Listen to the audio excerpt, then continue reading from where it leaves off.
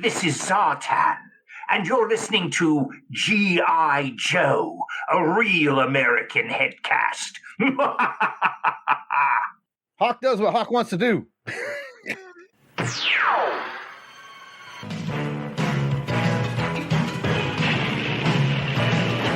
Can the world oppose the deadliest of foes? Cobra! Joes will risk it all to end the evil call of Cobra. They never give up, they never say die, walking tall with banners high. They sound the battle cry.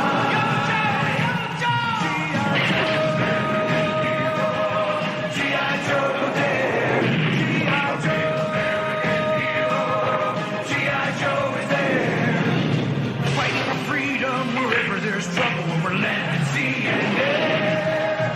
G.I. Joe is there. G.I. Joe, the Real American Headcast, is the code name for Aaron's daring, highly trained headcast. Its purpose? To podcast about G.I. Joe, fighting Cobra, a ruthless terrorist organization determined to rule the world. G.I. Joe.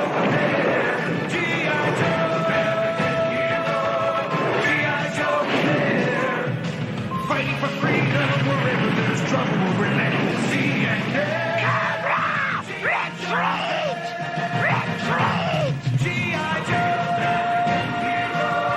G.I. Joe is there. G.I. Joe.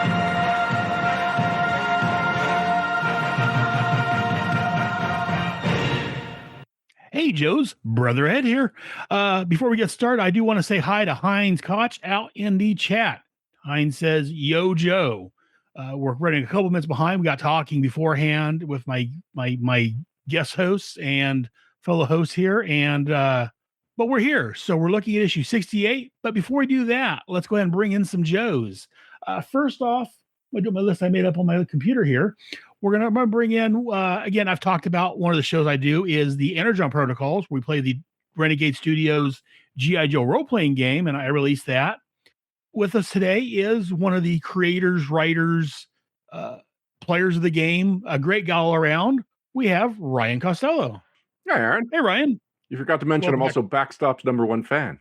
Oh, I'm sorry. Backstop's #1 fan. Hence the reason you're here today. Absolutely. Looking forward to this. Yeah.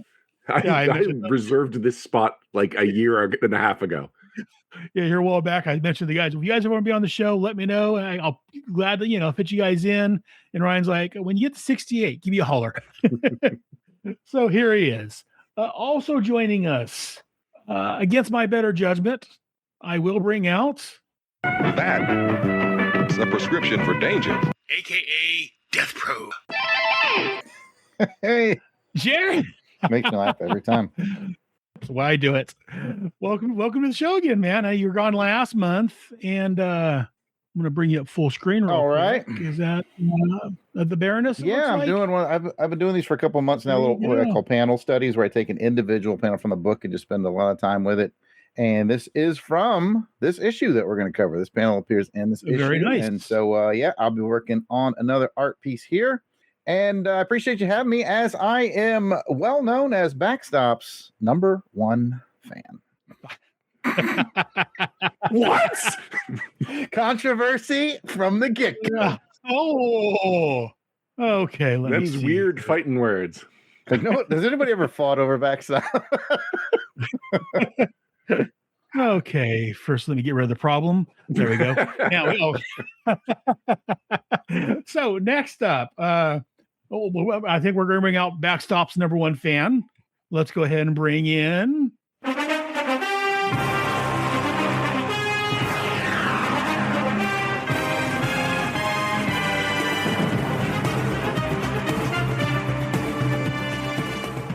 Kevin Reitzel. Exciting football music. I love it. I love it.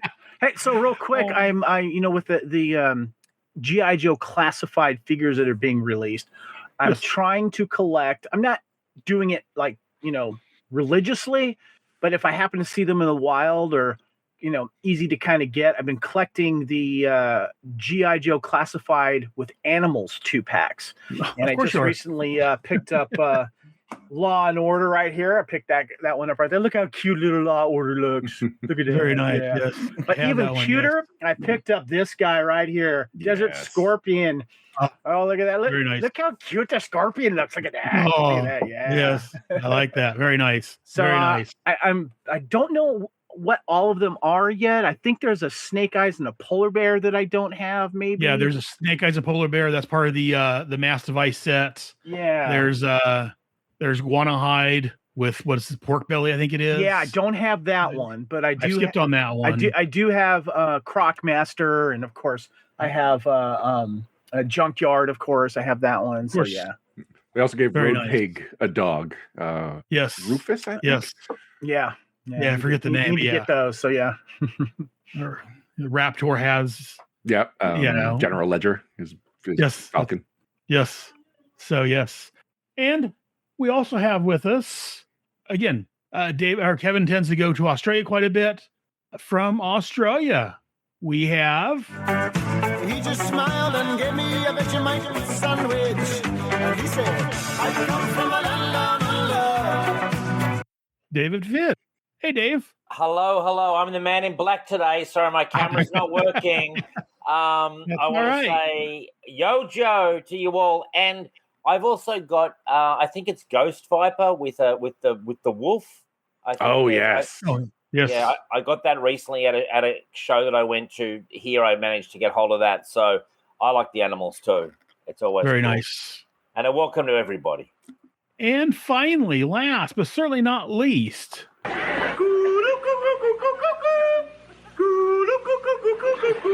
Good day, welcome to the Great White North. Because celluloid heroes never feel any pain. And celluloid heroes never really die.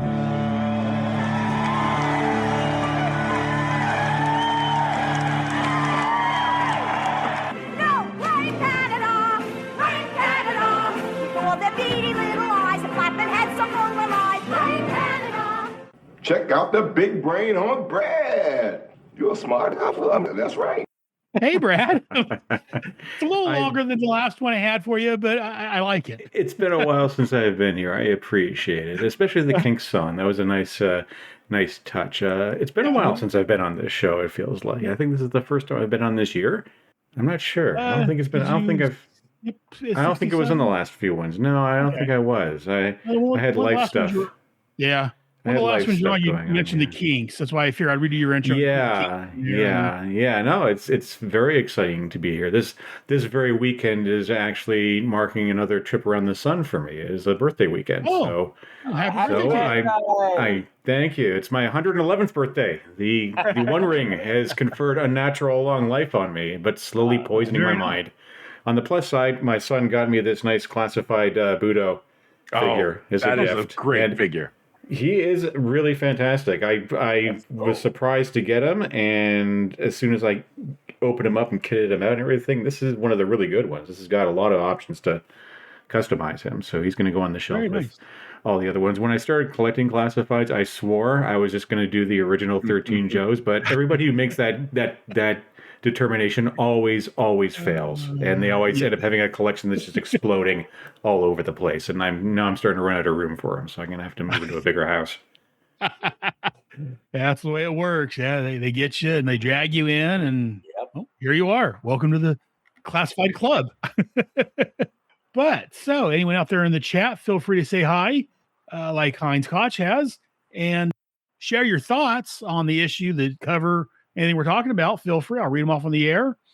Also, again, if you go ahead and give us a call if you want, you leave a voice message. Numbers at the bottom of the screen. It's 559-500-3182. Again, that's the voice line for the show. Do you do sexual content as well, Aaron? If people call up and want stuff like you never know. I mean, you never know with me. Do you ever take live calls? I haven't yet. But I mean, that could be something I could do if I had viewers, interested. Traffic reports, weather, that kind of stuff. Like, I could decide I could arrange in the future. We Again, got the chopper out over the freeway and it's traveling pretty well. Close this out. There we are. So we are, first off, before I get going any further, I do want to say that this episode is sponsored by Big Tanny Cole and Sean Adams. You can join them over on patreon.com/headcast and join the fun. But let's go ahead and get started on this actual episode because there's a lot to cover. We are looking at issue 68. So issue? This is issue 68. Yes. Comic, yeah, oddly enough. Hey, this is a long-time listener and long-time viewer, KR, and you have a really, really cool show there. I'm watching live, and you guys have a really nice panel of wonderful, talented people there, and especially that Kevin guy. That guy is very, very handsome. But I just wanted to, say I really, really enjoy your show and encourage other callers to call in. Have a good show. So yes, Kevin, you got, I don't know if you heard that KR was singing your praises. What a nice guy. That was really cool. Telling you, I wonder if he's on drugs because again, he didn't disparage Jared, but anyway. We are here to talk about issue 68. So first off, we're going to look at the cover. Again, the cover shows some vehicle being driven by some guy. They know how to sell this issue. They put the Persuader front and center. Backstop peeking out, cover girl manning his laser cannon. Coming back, falling out of the back of a plane with a couple other Joe vehicles falling behind it, a couple of his tanks rolling up on him. Again, let's get some thoughts on this. This is out of 1 to 5 Yojo Colas. We'll get some thoughts. We'll go ahead and start with our special guest, Ryan. Special guest? All right. You are special. I'd give this like a 4. It's very dynamic. We've got multiple layers to the actions. It shows off a bunch of products. And yeah, it does make sure that you know that this is definitely a backstop heavy issue. Kind of curious is that there's no mention of Battle Force 2000, even though this is their debut issue. Yeah. But there's a lot of things debuting in this issue. And so it's not a surprise that they couldn't cram everything in there. So they went with very memorable scene. Like this scene is exactly something that actually happens within the first few pages of the comic. And and I think I really appreciate the use of white space because this is one of the few issues I've gotten signed by Larry Hama. Oh, and there's a nice spot right there for him to fit his signature in. Oh, yes. And I noticed over your shoulder there, you got the Persuader box. Yeah, so this is the Argentina one. So you'll notice it's from Plastorama, nice. and that's the repainted blowtorch. But over my shoulder here, we've also got a custom Sigma 6 backstop that was given to me as a wedding gift by Charles from our game. Oh, very nice. 3 unpunched backstops. And oh, wow. Yeah. This is how you know it's from the factory. I've also got one of Sergeant Slaughter like this, but this you could technically pry out of a toy if it's just one of them. But when it's 3 of them, you know that this is actually straight from the factory because normally they would tear them apart. I'm not going to over my shoulder place that back and risk breaking it. And then I've just got a variety of backstop customs, including the one I like to call Canada Prime backstop, where he's got his red and white jacket and shirt. Very nice. Yes. Canada Pride back. Very nice. And let's go ahead and get some thoughts from Kevin. Kevin, thoughts on this cover? Who is the penciler and artist again on this one? This would be, according to my notes I have here, I could be wrong, is Ron Wagner and Bob McLeod. Yeah, exactly. Wagner and McLeod, sing it out loud, because it's Wagner and McLeod. Okay, so yeah, we're getting Wagner and McLeod run going here. I know we were talking about that in the previous issues and stuff. So yes. So what I like about this cover is that it's taken from a scene in the comic. Not quite exactly. I think in the comic, though, the plane is actually landed before they all jump off here. But you do get to see some 1, 2, 3, 4, 5, 6 total vehicles in action on this cover here. And of course, it gets a little bump too because you got Cover Girl in there, and of course the Baroness. But the bump isn't going to help my overall feeling on this cover because I'm not a big fan of the way that it's angled and how busy that it is. And I have a hot take here. Uh-oh. First of all, I know we get Battle Force 2000 in this. We are entering, in my opinion, this is my opinion only, the latter half of the G.I. Joe comics that for me, when I'm thumbing through back issues, I'm not too excited about. And I also feel that the overall storylines in covers, because when I was looking at the issues from 50 through 100, there's maybe 10 out of those, maybe less, that I would pull extra out of a comic. And this is how I judge my G.I. Joe comics. If I'm going through some back issues, I wouldn't mind having an extra copy of that. I feel that there's maybe 10 or less that are actually good covers that I'm excited about. I was looking at the upcoming issues, and I don't remember where a lot of these stories go because I'm revisiting these for the first time again in a long time. Right. But when I look at, like, you know, with the exception of like the, you know, Cobra Commander on back, you know, the issue 100, I think it was, and a bunch of others, I'm not excited about a lot of these comic covers. There's nothing like the first 50 or 60 that just are so iconic, and the way that they're drawn and they zero in on maybe just a few Joes or a few things. There's a lot of busy comic covers coming up, and I'm not a fan of that. We'll have to look. Yeah, I know the next couple issues not my favorites. I mean, but then we start the war on Cobra Island, the Civil War, and that's a good storyline. Yeah. I mean, there was of course, the Snake Eyes miniseries that comes up as well that had a couple of cool covers and stuff. But yeah. There's a girl fight cover coming up too, which I like. You know, so, yeah. Your last show, then, Kevin. This is it for you. This is it. I'm sorry. I'm out. All right. That's why I said it was a hot take. I'm just saying. That's the way I feel. There you go. Well, speaking of hot takes, Brad Abraham. Hey, what are your thoughts on this cover, Brad? Well, speaking of hot takes, once again, Kevin and I are sharing part of a brain here because his editorial about the issues 50 to 100 is kind of my view of G.I. Joe as well. Although we'll get into that a little bit later, assuming Aaron isn't about to kick both of us off his show. The cover, I mean, what we have here is a pretty standard G.I. Joe cover for the era and just in general. But I had to ask myself, well, what really would you say defines standard for G.I. Joe? And the best I was able to come up with was a little checklist, so feel free to chime in on how close I got.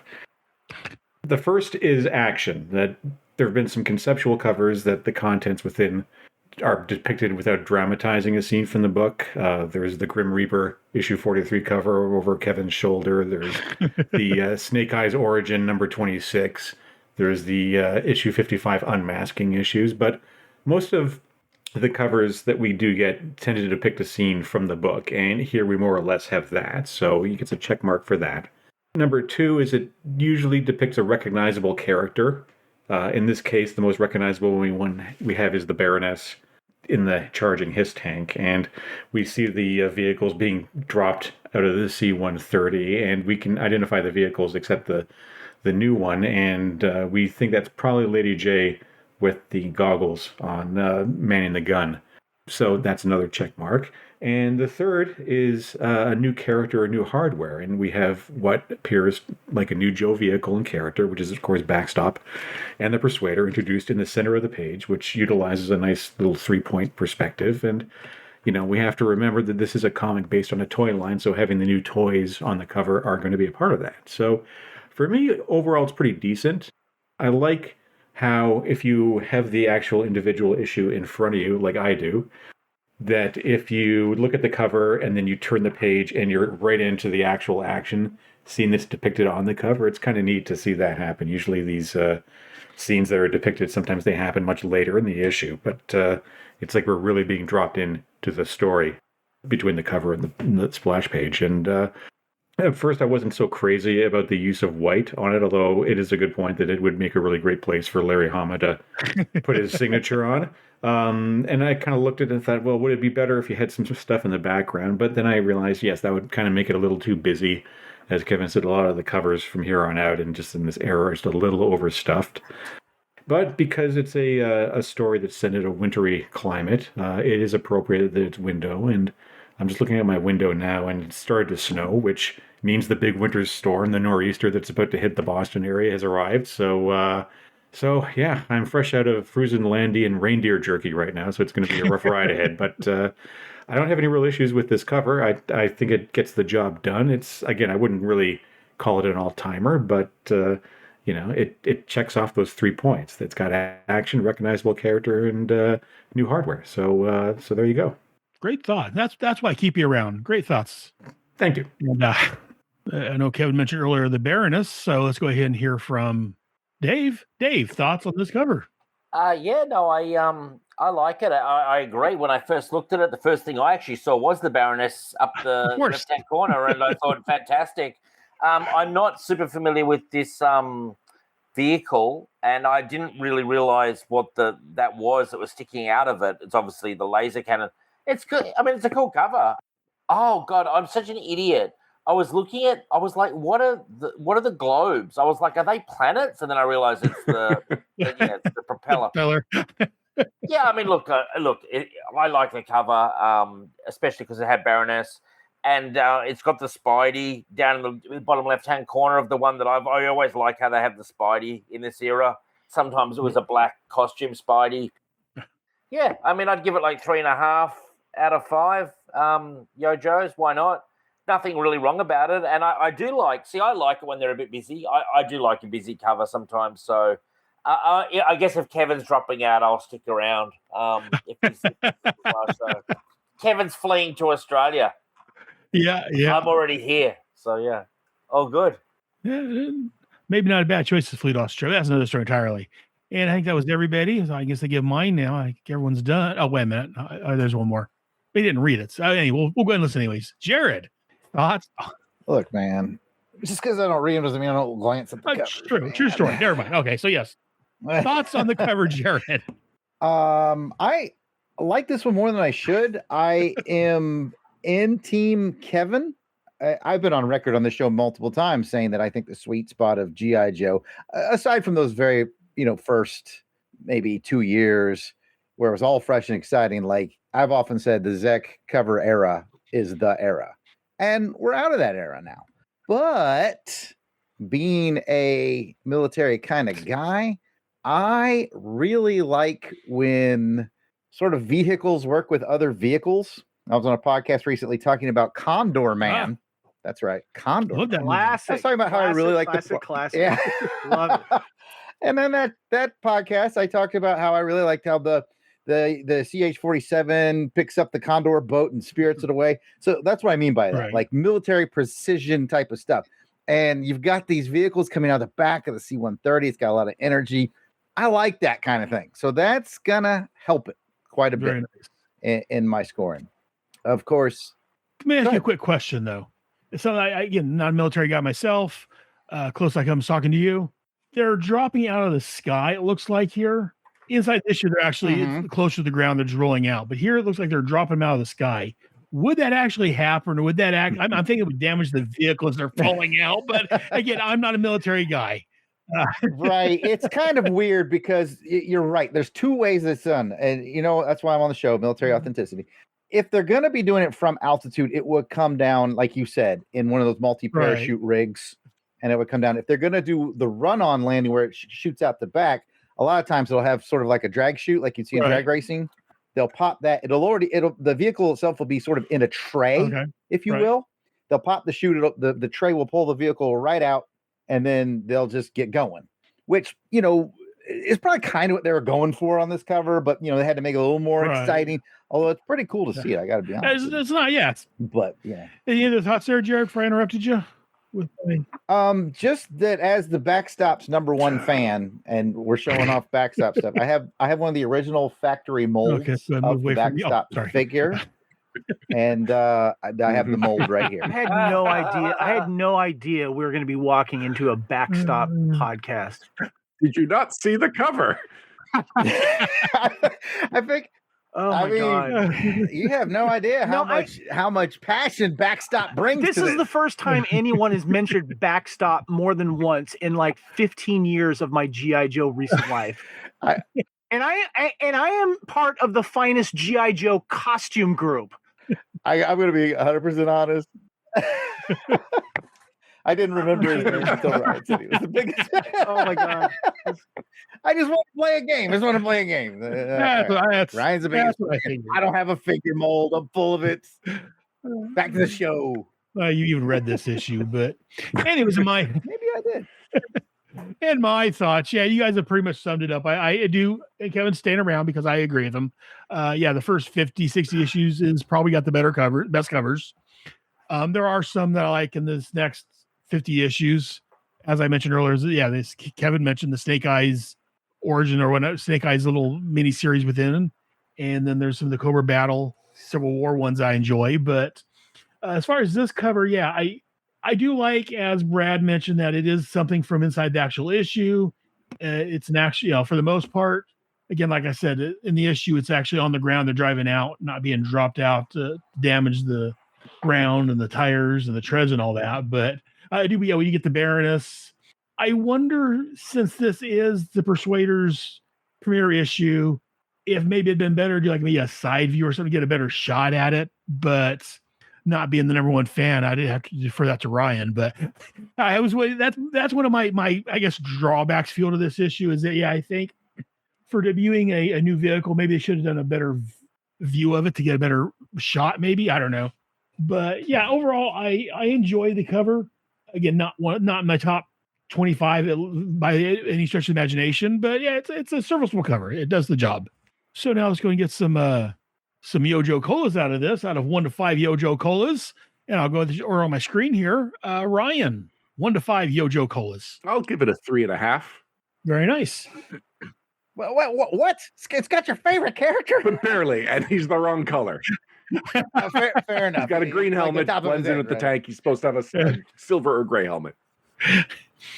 Again, I forgot to mention 1 Yojo Cola means it sucks. 3 is an average cover, and 5 is like that one right over Kevin's shoulder. No, I'm sorry. That's an 11. That's an 11. Oh, sorry. Yeah, sorry. Let's get that 11.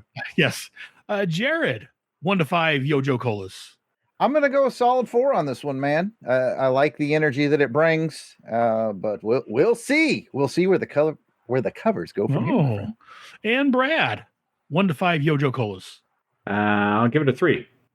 Okay. Nothing wrong with that. And the spoiler, yeah. And Dave, 1 to 5. Yours was 3.5, was it? Yeah, 3.5. Because again, we don't mind halvesies on this show. Yeah. Looking at Jared. And Kevin. So I heard words like serviceable, average from almost everyone on this panel. We're doing this. So from 1 to 5, average would be 2.5, correct? Yeah. Technically, I spent 3 as an average. Yeah. So, but I'm going to bump it up to a 3 because we got Baroness and Cover Girl on the cover, and that's the reason. Very nice. Yes.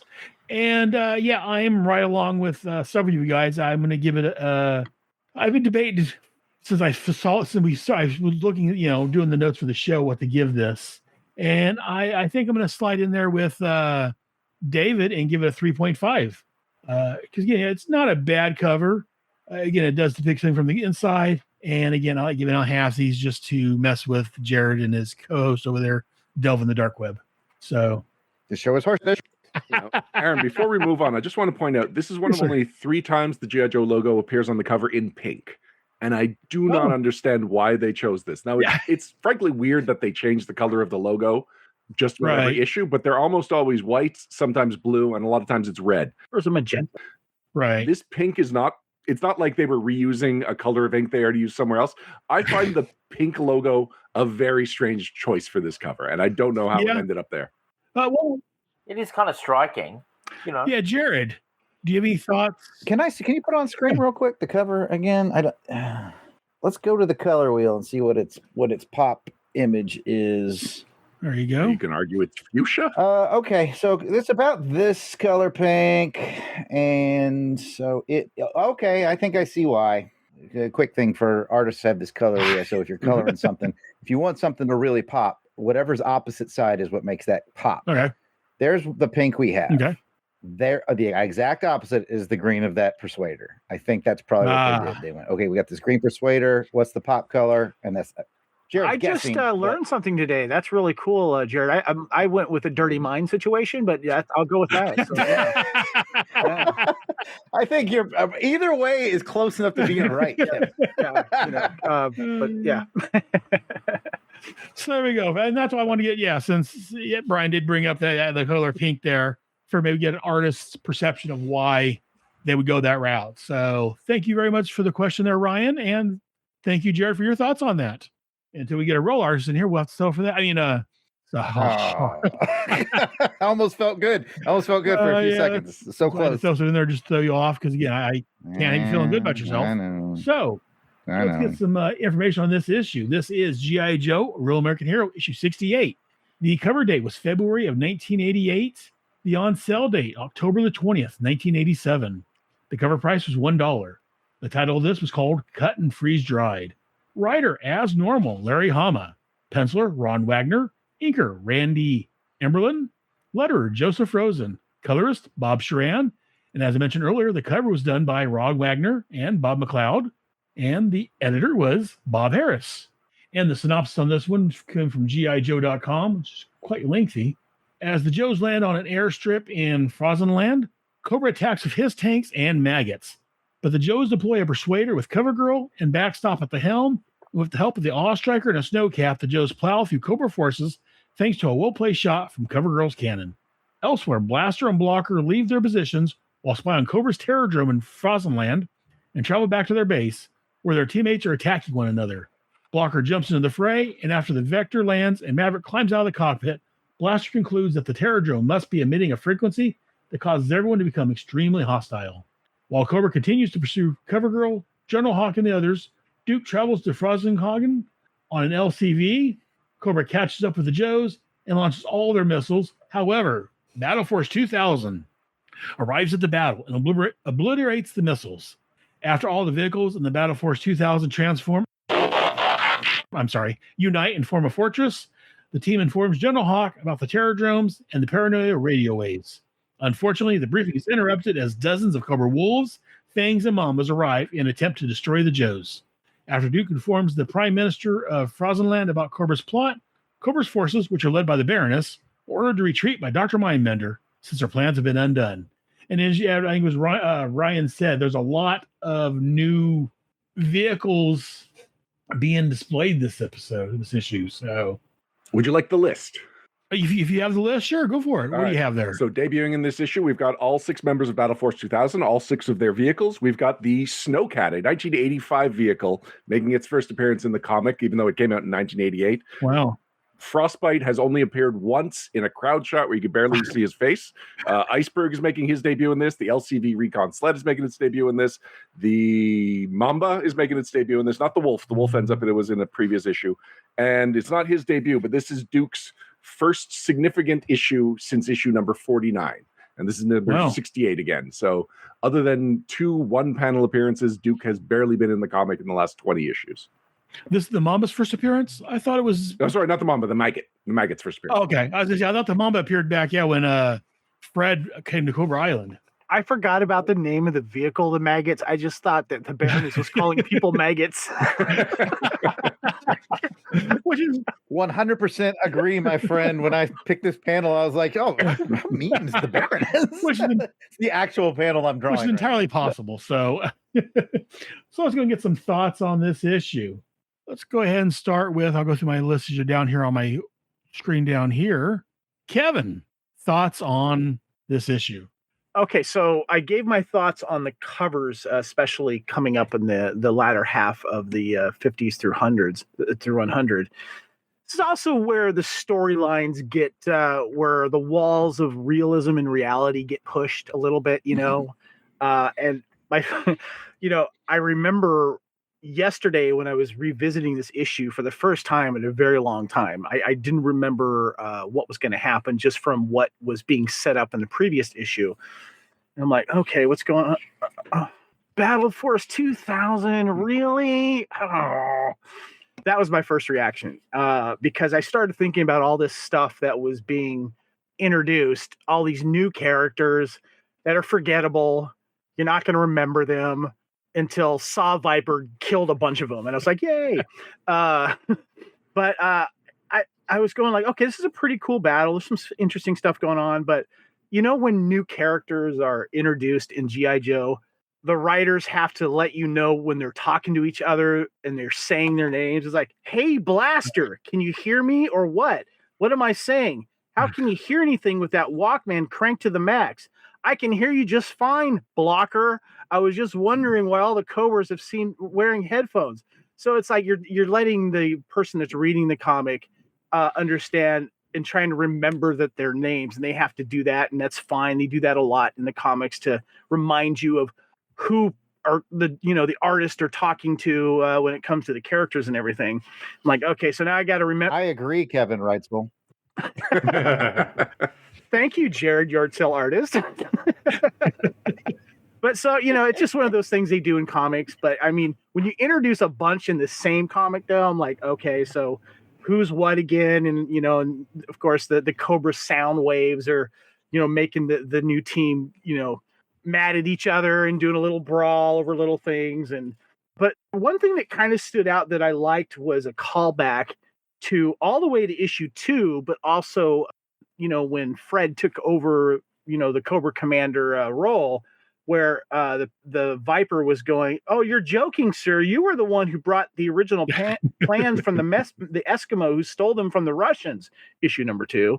Of course, Dr. Venom modified them, blah, blah, blah. I thought that was kind of a cool little call out there. It's like, oh, no, it was you that came up with it. And then Fred's like, oh, okay. So I thought that was kind of a cool. I've got a few other thoughts, but I don't want to take up too much, though. But this is where, like, okay, we're getting a bunch of new people in here. Yeah. I get it.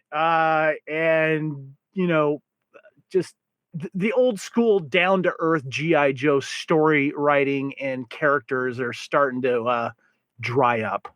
Kevin, I just want to point out that I think it's cool that Cobra guy lived long enough. He's been around. Right? Yes. Yeah. He clearly has never served under Major Blood. Yeah, I'll give my thoughts here in a little bit, but I do agree with you. When I saw Battle Force 2000, I had kind of the same reaction you did, Kevin. So I just like to say there is a Team Kevin going on here, and I really appreciate it. Thank you. Well, when you're right, Battle Force Team Kevin, there we go. I think just to add on to the thing where people have to say the code names to identify them, we've also got Hawk and Duke. And Duke is wearing a winter jacket that looks exactly like Hawk's, and they're both blonde crew cuts in the comics. So more than any other issue, I am so glad whenever somebody calls out whether that is Hawk or Duke they're talking to, because you cannot tell these two characters apart in this one. Yeah, I do like the cartoon gave Hawk the darker hair a little bit to help differentiate the two. So yeah. Speaking of Kevin, we'll go to his other half of his brain. Brad, thoughts on this issue? Yeah. Well, in a broad stroke sense, it's overall a pretty decent issue, like on a big picture scale. It's something of a standalone, even though it does answer a question that, frankly, I never really bothered asking, which is what the whole grand plan behind the Terradromes were. I thought they were just, little bases that you're selling all over the world to dictators and things like that. But now you've got these ultra low frequency signals that are making the local populace all angry and fermenting discord and destabilizing a country. And it's kind of G.I. Joe at its best, sort of on like the far end of the spectrum, where they kind of take these far out nutty concepts and make them somewhat plausible within this world. I mean, I had laughed when the Prime Minister was having second thoughts about his deal with Cobra, and I'm like, you didn't have second thoughts when Dr. Mindbender came out in his monocle, bald head, mustache, bondage gear, going, these people may not be entirely above board here. There's something a little shifty about that guy with the handlebar mustache and the monocle. But I think the action is really well staged overall. It's got some really great bits in it, and I really have to hand it to Ron Wagner and Randy Emberlin and Bob Sharon on the art team for bringing it all together. I think it's an example of what I like to call good meat and potatoes artwork, to use the phrase. It gets in and gets the job done, and it gets out, and you feel you've eaten something and you're satisfied. But the devil is always in the details, though, and overall, this issue doesn't quite do it for me, just in a broader G.I. Joe sense. And of course, I'm going to elaborate here, whether you want me to or not, guys. Remember when the year 2000 was like a long way away?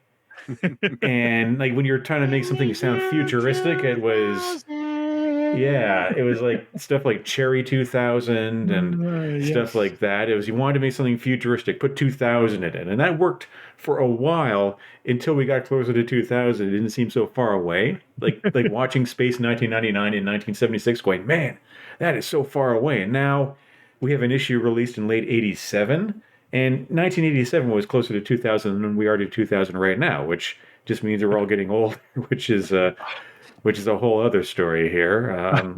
I hate to bring it up, right? But I am, on my defense, I am 111 years old. So, I mean, this is just how time flows when you get older. But regarding Battle Force 2000, though, they did kind of become like a punchline in G.I. Joe. I don't think many people really remember them. Go, Brad, go. Fondly. They think, oh yeah, that was the thing. It was one of those things that I think for a lot of us who had been reading the issues of the comic from fairly early on, we're like, what the heck is this frozen yogurt nonsense that's creeping into G.I. Joe? And they're introduced here. They make a few appearances, and they're probably best remembered for being all pretty much wiped out in the Gulf War adjacent storylines from the early hundreds or so of the comic run. So relatively speaking, their membership in G.I. Joe was relatively short. I think because that particular toy line, the Battle Force 2000 one, kind of stiffed at retail. It was Hasbro's attempt to do a Transformers combiner in G.I. Joe, like the Constructicons, where you buy all 5 toys and combine them into a bigger toy. And that was the Battle Force gimmick, right? That you buy the figures, you buy the vehicles, and you can combine them into a mobile base, which great on paper, kind of lousy in execution because they weren't cheap, and the figures and vehicles weren't terribly inspiring either. I think the failure of the toy line, that toy subline line, actually kind of handed Larry that opportunity during the, I guess it was the Benzene storyline to send Battle Force 2000 to that great toy box in the sky. And Hasbro agreed too. So I even think they recognized, that one didn't quite work. And if you want to kill those guys off, just kill them off. So what I'm really trying to say here is Battle Force 2000 sucks. Yeah, it does. Again, yeah, you're not wrong. No, and it kind of gets to the heart of why I agree with Kevin here again, and not just because we're sharing a brain. I agree with Kevin because he's right. I was starting to disengage with the comic at this time. Also, I'd been with it for a few years. I'd already given up on the toys, which is ironic because now I'm back into buying G.I. Joe toys. But I held on to the comic because of a loyalty, like a brand loyalty. I'd been buying the issues since 27, 28 onward. I'd gone back to the stores and I'd bought all the back issues, so I had a complete set. And every month the new G.I. Joe issue would be coming around this time, and I'd be like, it's okay. Maybe I should stop. It's not really engaging me anymore. But like if I stop buying it, then I'm not going to have a complete collection of it anymore. And so at this point, I was kind of buying G.I. Joe, the comic, just out of loyalty to the brand because I didn't quite want to give up on that piece of my childhood where it was a lot more important. And the thing is, at this point in the storyline, again, as Kevin rightly pointed out, they're kind of moving away from the type of storytelling that brought me into G.I. Joe. And it's more about just introducing new characters and new vehicles in every issue. And at that point, it's kind of moving away from what I liked about it. Like we just wrapped up that recent Borovnia storyline with Quick Kick and Stalker and Snowjob behind, in the gulag and everything. And I wasn't on the last episode, but I did listen to it. And I was quite moved by what Jared pointed out there, that scene when, the Stalker and they realized that the people came to rescue them. It was that, that brothers in arms kind of thing. And we don't really get that here. This is kind of like what people who would look at a G.I. Joe comic book and never read a G.I. Joe comic book would assume a G.I. Joe comic book is. It's like, okay, there's a bunch of battles. They introduce a bunch of toys. The G.I. Joe save the day and we move on. And it kind of lacks that deeper, compelling level of storytelling. But we're in this era of G.I. Joe now where they're just kind of speed running the intros of new characters and new vehicles. And the whole thing just feels like it's like my classified figure bookshelf. It's kind of overloaded right now. It's sort of sagging in the middle, not a lot of elbow room. They're all kind of squeezed together. It's just kind of in that era. So while I appreciate the craft behind it, it's kind of like the vibe I get off of a lot of modern movies. I'm like, okay, I appreciate the craft that went into it. I appreciate the precision of the camera work because everything's fixed in a computer, but it's lacking that little X factor that kind of drew me to it in the first place. So that's sort of where my thoughts are, and I'll hand the brain back to Kevin because I think he's kind of zoning out a bit there. It's funny. You nailed you put the nail on the head on one particular thing. There was that this issue came out in February of 1988, and I graduated high school in 1988. Things were changing at this time for me, and I was also grabbing the comic out of loyalty, even though I was kind of starting to not really be interested in the storylines that were happening. I was more interested in being on stage holding guitar while chicks were looking at me, Yeah. So, and I wasn't explaining to everyone at the time that I was still pulling these comics from my local comic book store. But, I was like still kind of staying loyal and buying these things, but what wasn't helping was these really weird storylines that were not as grounded as the ones that we liked before. So, yeah. Nice thoughts. And Ryan. So I enjoyed this issue, and I think that some things are being undersold. I think there is some cleverness to this issue. First of all, it starts off, a million explosions are going off, but there's a key piece of dialogue from Baroness that says that they need to stop them from landing until all contracts are signed. And it doesn't tell us what contracts are going on there, but it shows that there's like the logistics side that we often get that made the G.I. Joe stories deeper. Right. This wasn't just we're shooting at each other until one side is done getting shot at. It's we have a purpose. There is a contract. It is important. And if the G.I. Joes so much as land, that throws off Cobra's plans. And then there's a couple of moments that are very good comic book moments. Like it's the things that only can really be conveyed in this. So on page 12, we get the first shot from the back of the Snowcat, which should not be significant, but it's got an LCV sled hooked to the back, which first of all, I think that combination of vehicles like that is very cool, but nobody brings attention to it. And if you are just, other than the fact that it's like, oh, I never thought to hook the LCV sled to the back of the Snowcat, that's a cool idea.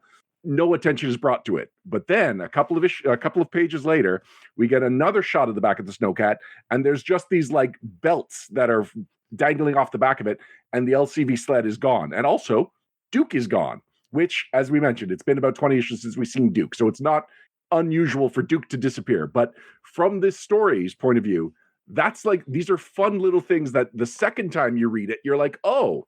So by the time you get to the end and Duke shows up in the LCV sled and talks to the president and interrupts the contract signing, it's like, oh, all of the things that were going on below the surface of what is otherwise just this big shootout while these paranoid things are going off, it all pays off. It all like comes together. So I think that there is good storytelling in this. I think that that is actually the strength of this issue. The weakness of this issue is that we are introducing, as I said, almost a dozen characters at the same time as we're doing some kind of like ray that changes their personalities. So I do not know what any of these characters are like. I don't know Avalanche's personality. I just saw him fighting another member of Battle Force 2000. Is he a kind of guy that fights? No, he was subject to a ray. So all of these new characters that were introduced, if you were hoping to know their personalities or anything about them beyond their look, you get nothing. And so, which if this was not an issue that introduced a dozen new characters, that would be fine. If this was characters we were familiar with, it might even be fun to be like, oh, it's weird to see. Well, actually, it was weird to see Hawk calling them a bunch of morons at one point. Right. But that's the only thing. Unless you already know the characters, the characterization of this issue is easily its weakest point. Yeah, very much so. And again, it doesn't help it's Battle Force 2000 that like Kevin and Kevin's other Bradford's brain have both said that, no one really cares about. So yeah, well, like just like the cover doesn't care about it. The fact that Battle Force 2000 is in this issue is a total afterthought. They're in it for about, I don't know, 5 pages. And yeah, they technically saved the day, but it's Blaster's headphones that saved the day more than anything that anyone on that team did. Like they have the technology of the future, but it was just some like fuzzy Walkman headphones that are really the key to the undoing the entire Cobra plot. Yeah. And let's get some thoughts from beautiful picture there. Jared, thoughts on this issue? Oh man, it sounds like it was probably good. Okay, had a lot going on. Let's go ahead and close out of that, and let's go ahead and go to the next. I mean, going last on a group like this, you guys nailed it a lot. Yeah, it's awfully hard to get to know Battle Force 2000 guys when they're just angry with each other. I like how it's the most 80s solution to the problem ever. It's the headphones, man, the boombox, like hell yeah. But yeah, I mean, obviously the discussion around this issue is around Battle Force 2000. And while I'm sure there are a few Joe fans that enjoy Battle Force 2000, and more power to you. This is G.I. Joe slipping in toy sales. I think Turtles were just blossoming, and it's almost like they're at the crest of their wave and they're afraid to lose the crest. I think that's a better way to say it. And so there's like, do this. So I just want to say thank goodness for special missions at this time. I think that kept Larry sane. I think Larry would have lost it if all he had to do was sell toys. I mean, we've all spent some time with the man and chatted with him, and I'm confident in saying that. So I'm really glad that he had the special missions outlet to tell the more character-driven stories. While this issue, when I read it, the very first thought I had was, oh, we're selling toys. We are selling toys in this one. But it was brought up, too, that it's still a well-crafted story because it's still Larry. Even when he's like, oh, I got to sell these toys, he still gets a bit of mileage out of it. So is it the greatest issue ever? No. Is it the greatest issue ever if you love Battle Force 2000? Maybe. I'll leave it there. Someone's kid is about to burn the house down. Speaking of which, Dave, before your kid burned your house down. My apologies, guys. That's it's all good. That was Hayden. Making his appearance. Sorry, Jared. You were talking. Sorry, man. You continue. No, he was done. Oh, no, I'm good. I'm done listening to him. So, okay. Dave, do you have thoughts on this issue? Actually, yes, I do. So I had read this issue maybe a year or two ago when I did a huge read through of the G.I. Joe comics. I went back to it last night to read it. I definitely agree with you guys when you're saying like it's kind of slipping off a bit, but I want to sort of say I actually enjoy this issue. I think it works as an issue, even though it's fighting against a few factors, just like I am now with my child. Hopefully my wife will pick him up in a second. There's a lot going on, but I think Larry and the artist do a really good job considering the hand they're dealt. Like, I did have a question mark when they managed to turn that plane around. I almost felt the art should have shown that more than it did, because I am amazed that anyone... I mean, I know it's a comic book, but if someone could do that live, I would be actually amazed. Yeah, I would be amazed. But are they Crimson Vipers that are in the with Dr. Mindbender with the Prime Minister? What's the name of those Vipers there? Let me take a look. Which one was it?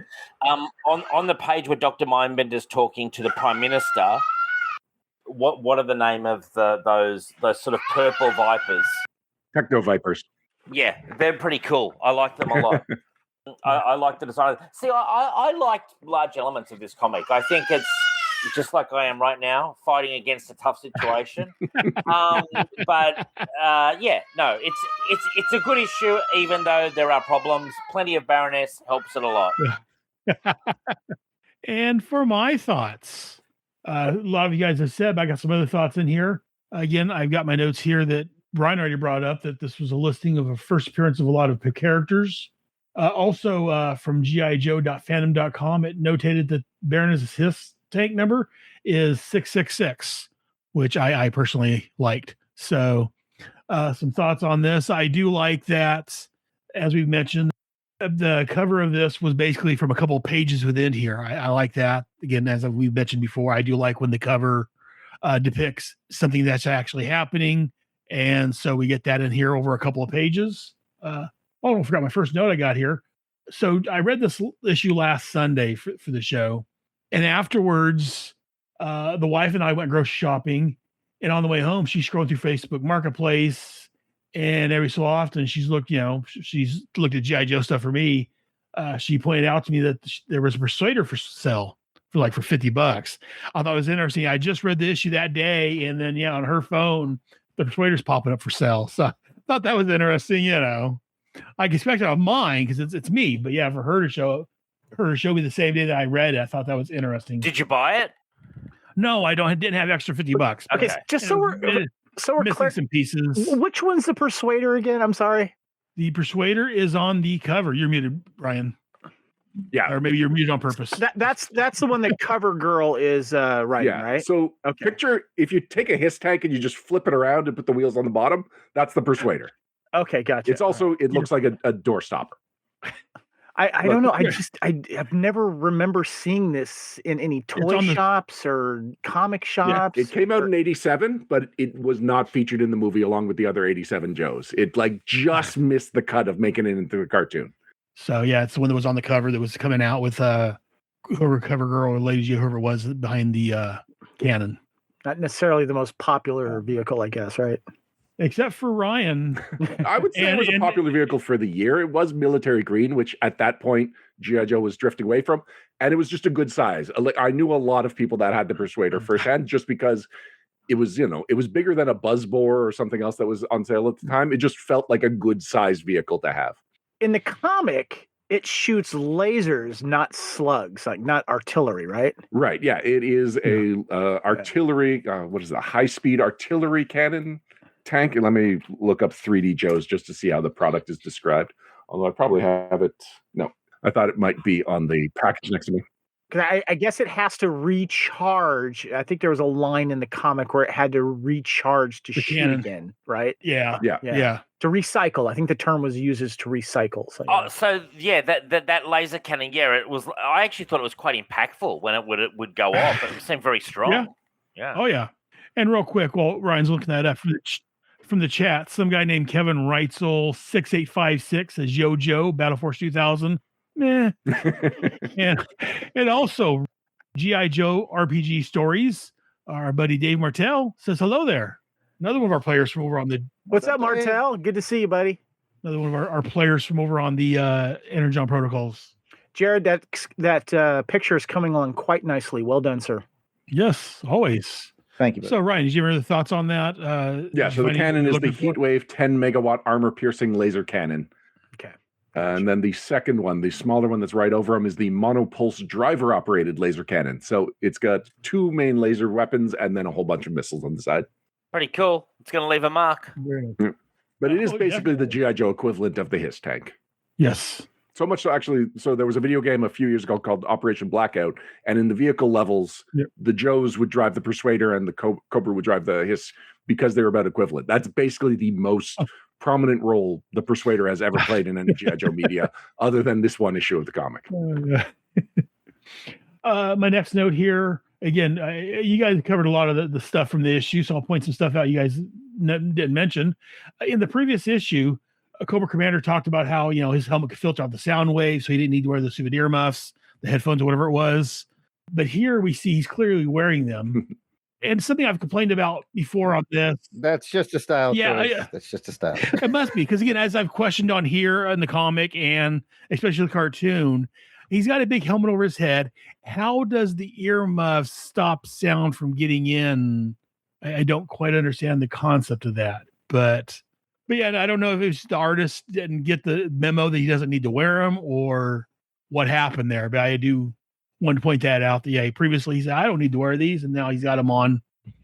I don't understand. But there's a lot I don't understand. I do like when after Cobra Commander gets shot down, he goes running to the tank and his armor's smoking. On top of page 14. I love the smoke coming off of his armor. I just love the detail of that. Thought that was interesting. Another error on page 16. Yeah. When Iceberg is jumping onto the back of the Snowcat with Hawk, and whoever's on the back of the Snowcat, I thought it was Hawk, but he says, I've got you, Hawk.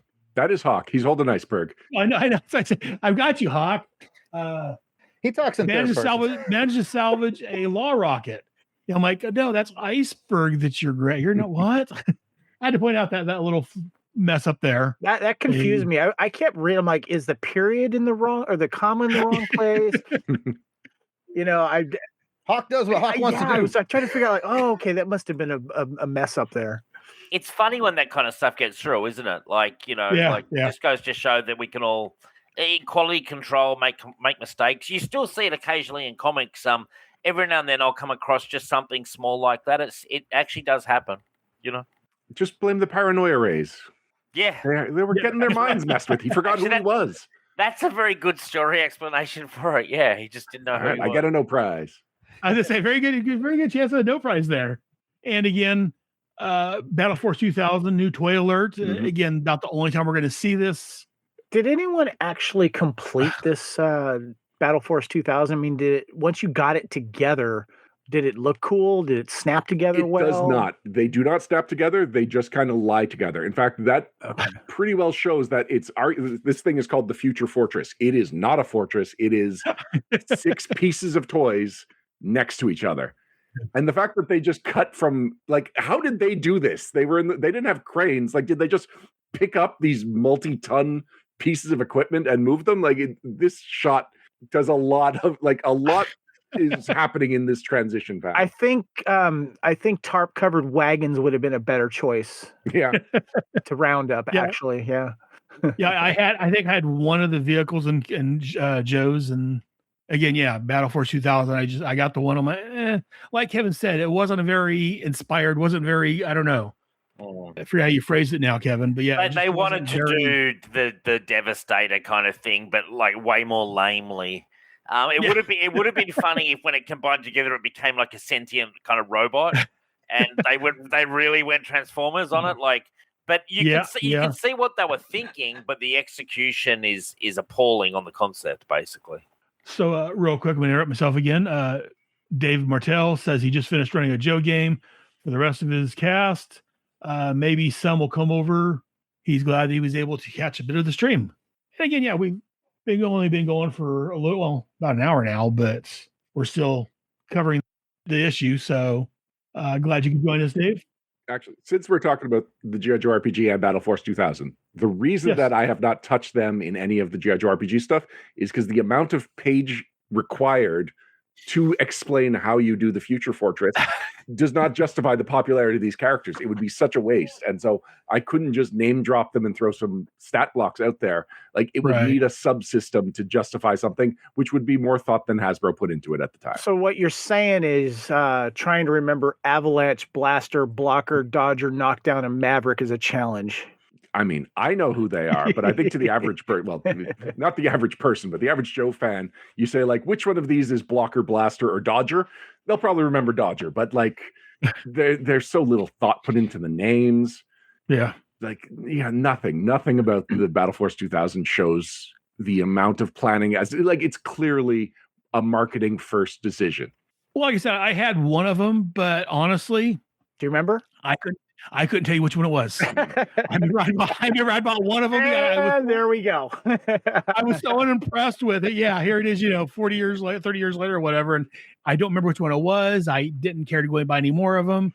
I'm just, okay, I'm done with this. It kind of sucks, just to wrap this up. It kind of sucks that they don't click together. At least if they click together, you would at least say they're making you. If you just like it's lined together, that feels like they just sort of ran out of energy, Yeah, like if you look, you see the little yellow turret that comes off of whatever Maverick's plane was. And really, you just take the shell of the Avalanche, you split it in two, you put it at a right angle, and there's a gap, and you just put it in the gap. You would think there would be a place to plug it in, but no, it is literally just sitting there in the space between these two plastic pieces. Do you think there's a conversation going on between Battle Force 2000, like, Knockdown goes to Blaster? Oh, dude, I'm on the right, you're on the left, Blocker's in the middle, Maverick's in the back. Get it right. Yeah. And then Knockdown's like, which one's Blaster? Yeah. Oh, very much so. And then the last thought I had on this was in the letters column. Someone was asking about how Fred can pull off Cobra Commander with his voice. And the editor says that the suit has a voice changer, basically that allows him to sound like anyone. So that I think we brought that up. That's cool. A couple issues ago. I forget. I want to say Jared was involved in that conversation, but I forget now. Maybe. But yeah, it was brought up about, how people don't recognize that's not Cobra Commander. And that basically he's got a voice changer that makes it sound like him. So sure. I just want to bring that out. So unless anyone has any other thoughts about Battle Force 2000, how great they were, or Ryan wants to talk more about Persuader and Backstop. I've just gotten started talking about Backstop. Backlap and fart nap and so okay. So, in case anyone's even wondering why I like Backstop, it is 100% because he's from Montreal, as am I. And not only was it weird that there was a Canadian on the team, but that anywhere in Canada that they could pick, that they happened to pick Montreal, fascinated me. And so, yeah, he just became my guy because he's my hometown hero. There's not much more to it. Actually, no, there is one more thing to it, is that other than having some hockey in his backstory, he does not have a lot of Canadian hang-ups. They didn't make him super polite. In fact, they made him a big jerk who was kicked out of Canada for unnecessary roughness in hockey. And so he became a boxer and got the Golden Gloves. And like the little quote at the end of his bio is how he's broken more bones than anyone else on the G.I. Joe team, but he's fixing to break more of Cobra's bones than he's broken. Like the fact that this is just the biggest jerk on the Joe team and he's Canadian made me feel good as a Canadian that didn't want to be presented as just another polite dude. That's so anti-Canada. I love it. That's great. Yeah. Very nice. Very nice. That's fair enough, man. Yeah, he's more Wolverine than Dudley Do-Right. Yeah. That's hilarious. I was going to ask you why he was one of your favorites, because from the comic, we don't get much. No, and this is his spotlight. This is his third and final appearance, and he has like 2 lines, and it is a very generic exchange between him and Hawk. It's interesting to know. Very good. Let's go. So let's go ahead and move on to the next section then. Brad asked to talk about some ads, and then Kevin also gave me one. So let's go and look at Brad's, the back cover. Oh yeah. Take command and Kryn. This is the Dragonlance Adventures hardback book series, I guess. I had a major flash of memory when I picked up my copy of 68 from the long box, and I carefully removed it from the bag and board. And I'm saying this for Kevin's benefit. And I laid it flat on the table to make sure. But when you turn the thing over, you pop the tape and you slide the thing out. And as I slid it out, I was like, "Oh, is this that Dragonlance book?" And I'm like, "Yeah, it was." And I just had a complete flashback to. It's 1986, 1987.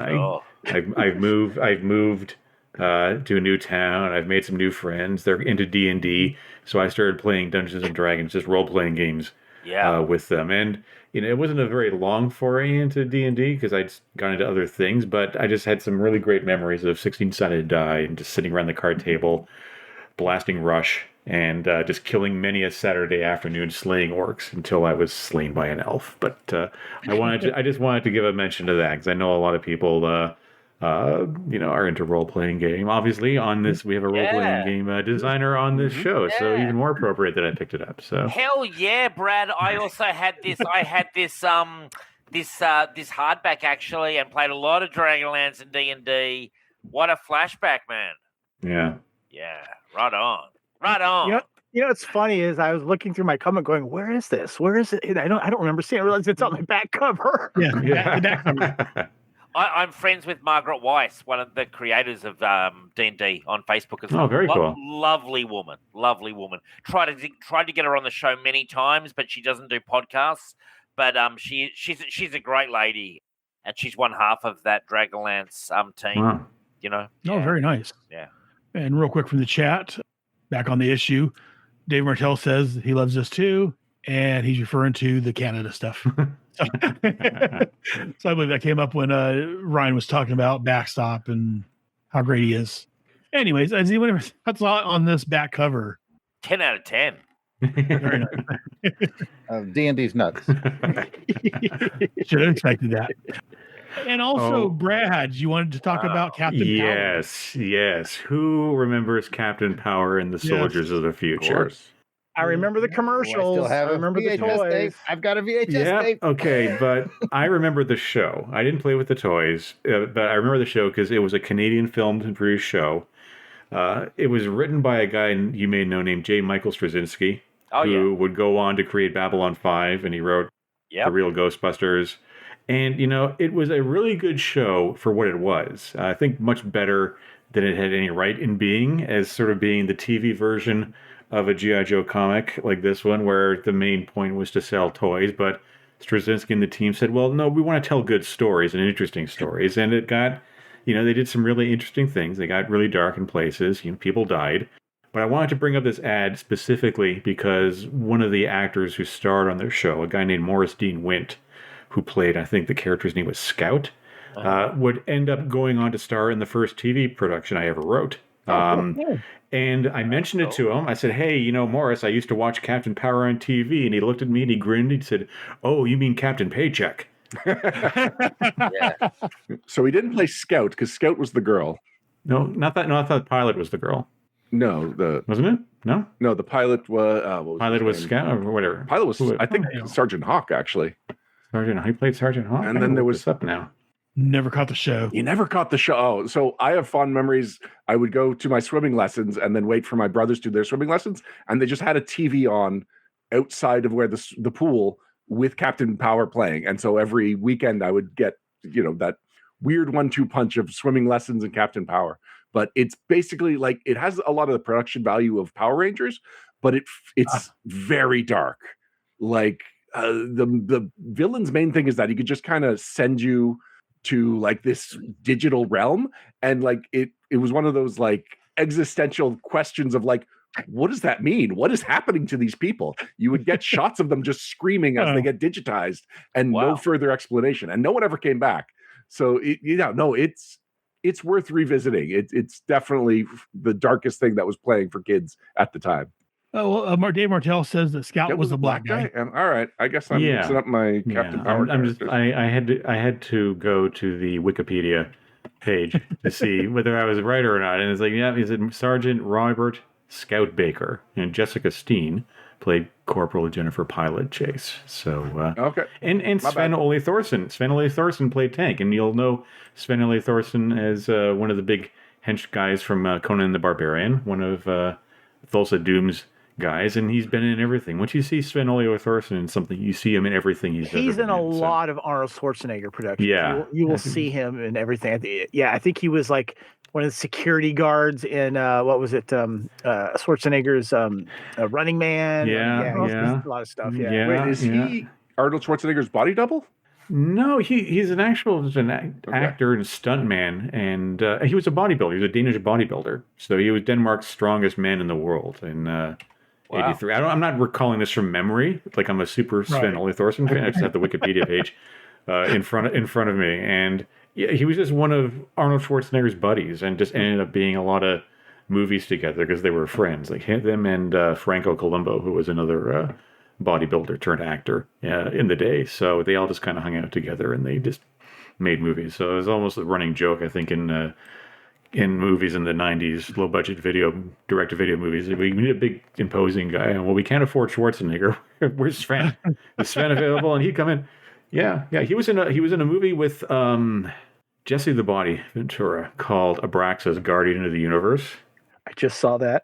You just saw that? You just seen it? Yeah, they did it on one of the more recent Mystery Science Theater 3000 ones, and it's hilarious because I know people who worked on it.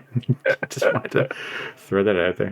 Just today, before coming on here, I'm watching For Reasons on Deadly Ground with Steve Seagal. Sven's in that too. Okay, and I just had to look up real quick Sven Ole Thorsen to see. Okay, I do remember seeing him in things, but. Yeah, I remember seeing I saw the toys on the shelves, but I never bought any. I remember the ads, but I never did catch the show in my area. I don't know if it wasn't on around here or if it just went on my radar. But well, if you've got a VCR, buddy, I have got a tape for you.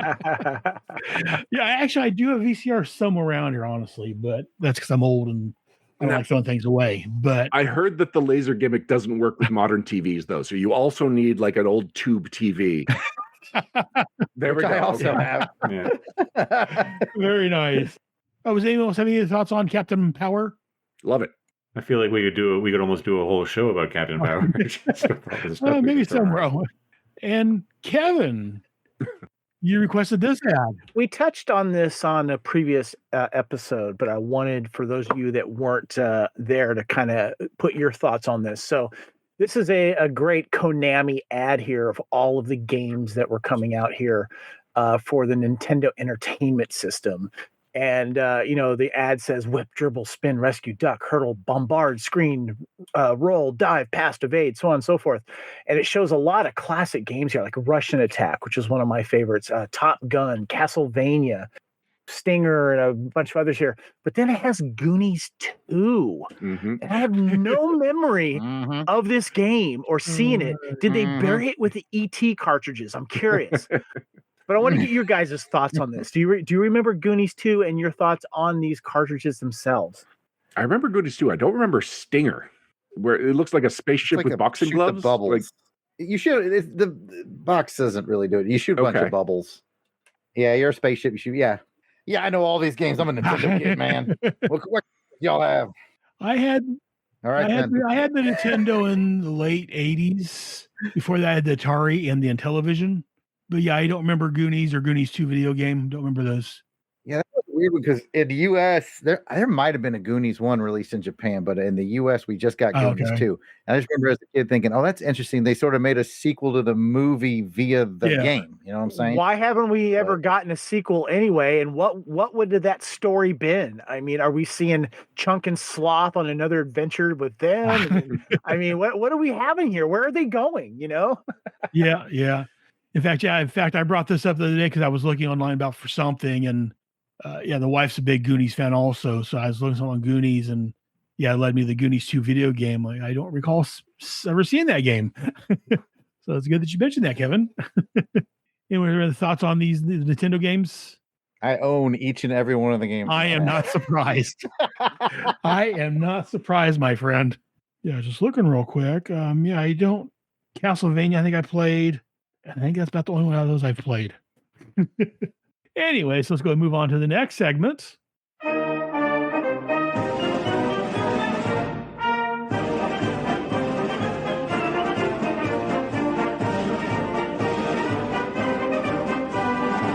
The real American hero.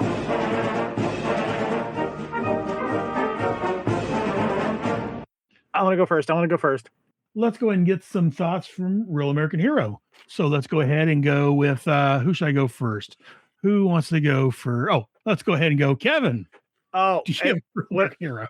When I was reading this and I came to this one panel, I'm like, that's got to be my Real American Hero. I was looking forward to this segment because of this. Okay, right here, Frostbite, right? You know, and the Snowcat there. Okay. Yep. First of all, he shoots down Cobra Commander, aka Fred. Which is really cool. So he gets an award for that. He says, "Don't mess with Frostbite. Not if you don't want a Heat Seeker Sam up your infrared signature." Right. So he shoots down Cobra Commander. He survives, of course. And then, of course, he's smart enough to grab the Law Rocket that he needs. That he ends up shooting at that poor Cobra. Was it a maggot driver? I guess I don't know what it is.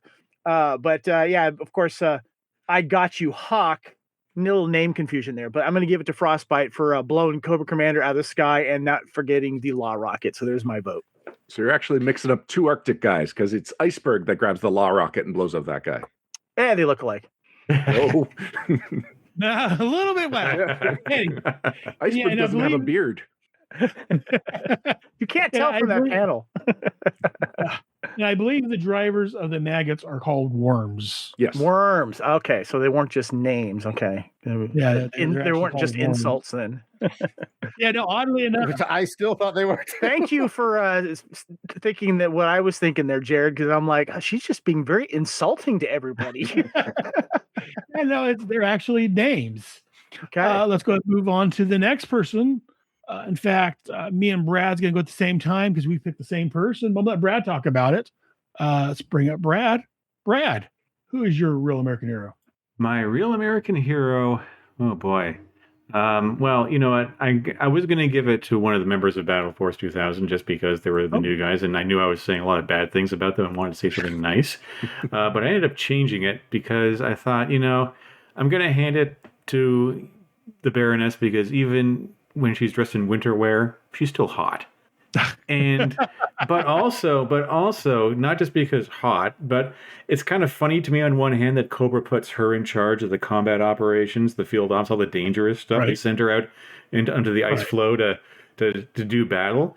At the same time, it's kind of cool that they sent her because I think Fred Severin, Cobra Commander, recognizes she's super competent and ruthless. If anybody's going to be able to delay the Joes or keep them from landing and keep them from, messing with this, the signing of this treaty or this contract or whether it's going to be her. When you need somebody to be really ruthless on the field, you send the Baroness because that's kind of her whole signature. And again, also hot.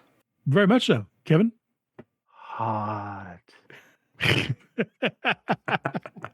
So I guess we don't have the same one after all. So, okay, well then, let's go move on to the next person. Ryan, do you have a real American hero for this issue? I'm going for a real Canadian hero. I'm going for my boy Backstop, of course. I figured, yeah. Like, he leads the charge. He's the one that says not to blow up, not to attack the Baroness, because she's probably got the best HISS driver, right? So they would be able to evade it. So he shoots the tank to the right of her, blasts out their left tread, so it veers into her, takes out her first tank, basically takes out Cobra's best asset in the fight. Smart move, Backstop. Well done. Joe's won the day because of you. Very nice. I have to admit, that was a banger move. That was very cool. It was. That was, yes. I would have been voting for Backstop anyway. I'm just glad he actually did have a cool moment. He gave me a reason to vote for me just because, besides he's Backstop. Very good. You know what? I appreciate that. Jared, did you read it? Did you have one? Oh, no, Jared, do you have a real... Very good. Again, not surprised. Well, I mean, I'd be a bad marketer if I didn't say Baroness since I just finished this art piece, which, by the way, during all of our chit-chats and bric-a-bracs, this piece has sold. Oh, very nice. So, wow. Thank you to Heinz Cook who purchased the piece. Congrats, Heinz. Thank you, buddy. Very nice. It's all yours. But yeah, I was gonna go Baroness, but I just want to give a shout out to Ryan's thought. Like, yeah, the tactical move of Backstop was really incredible because it's militaristically smart, and a good shot and all that. So if I'm being honest, I probably would give it to him as well for that awesome move. But Baroness, because she's hot. Nothing wrong with that. And speaking of the Baroness, Dave. Yeah, no, it's very clearly Baroness for me. Honestly. Well, she got a lot of play in this comic. If you add up all the panels, and I did, she had more than normal, and no one even really went close to challenging her. Obviously, Backstop is cool, but he's not going to do the job over Baroness in this saga. And in fairness to her, I just love the issue mostly because Baroness, it even ends with her pissed off because she's just about to crucify that guy, and then it gets called off. And if everyone in Cobra was as good as Baroness, we Cobra would rule the world. But it's a lot of layabouts in Cobra, and Baroness has to carry the team by herself a lot of the time. So Baroness easily. Good call. Very nice, very nice. And I guess that leads it to me. Again, Brad kind of threw me off there because he'd say, "Oh, this is who mine is." Gave the same reason. Okay, well, I'll let you go first, and he changes and veers. And so, anyway, so it leaves me free again. I know I've talked smack about Battle Force 2000 along with everyone else. Again, I had one of them, but I don't think it was this my Joe of the month. But I don't know. I do not remember. I've been trying to remember that, and I cannot remember. But my real American hero. Ignore versus Brad's choice because Brad changed his mind on me, is Blaster for figuring out about the sound waves being the problem and basically helping resolve this whole conflict. Yes, I mean, Backstop did help with the battlefield, but Blaster, not to turn my screen because I forget his name, how forgettable they are. I will give it to Blaster for, figuring out that the sound waves is what, and that's kind of helped resolve this whole issue. So I will give it to Blaster. And I want to say something nice about Battle Force 2000. So what the hell? Moving on to the next segment, the favorite page of art. I got a couple from people, some didn't. So let's go ahead and we'll go through what I have. First up, Jared. Chose page 4. Would you like to talk about it? Sure, man. I just a lot of, I mentioned earlier how much I like the sort of the vehicular military thing. I like how this plays out. I like how it sets up a line of his tanks versus a line of Joe vehicles with that C-130 rolling down. Look at those energy lines. The anchor was probably had his ruler out and was like, this son of a bitch with these energy lines. Like 620 of them, but it looks great. And then you get Baroness and the winter gear and the bottom panel. And it's a great panel because it's like here, head to head, here they come. What's going to happen? A lot of tension, a lot of energy. A lot of cool vehicle stuff happening. So that's why I picked it. Very nice. Good choice. Good choice.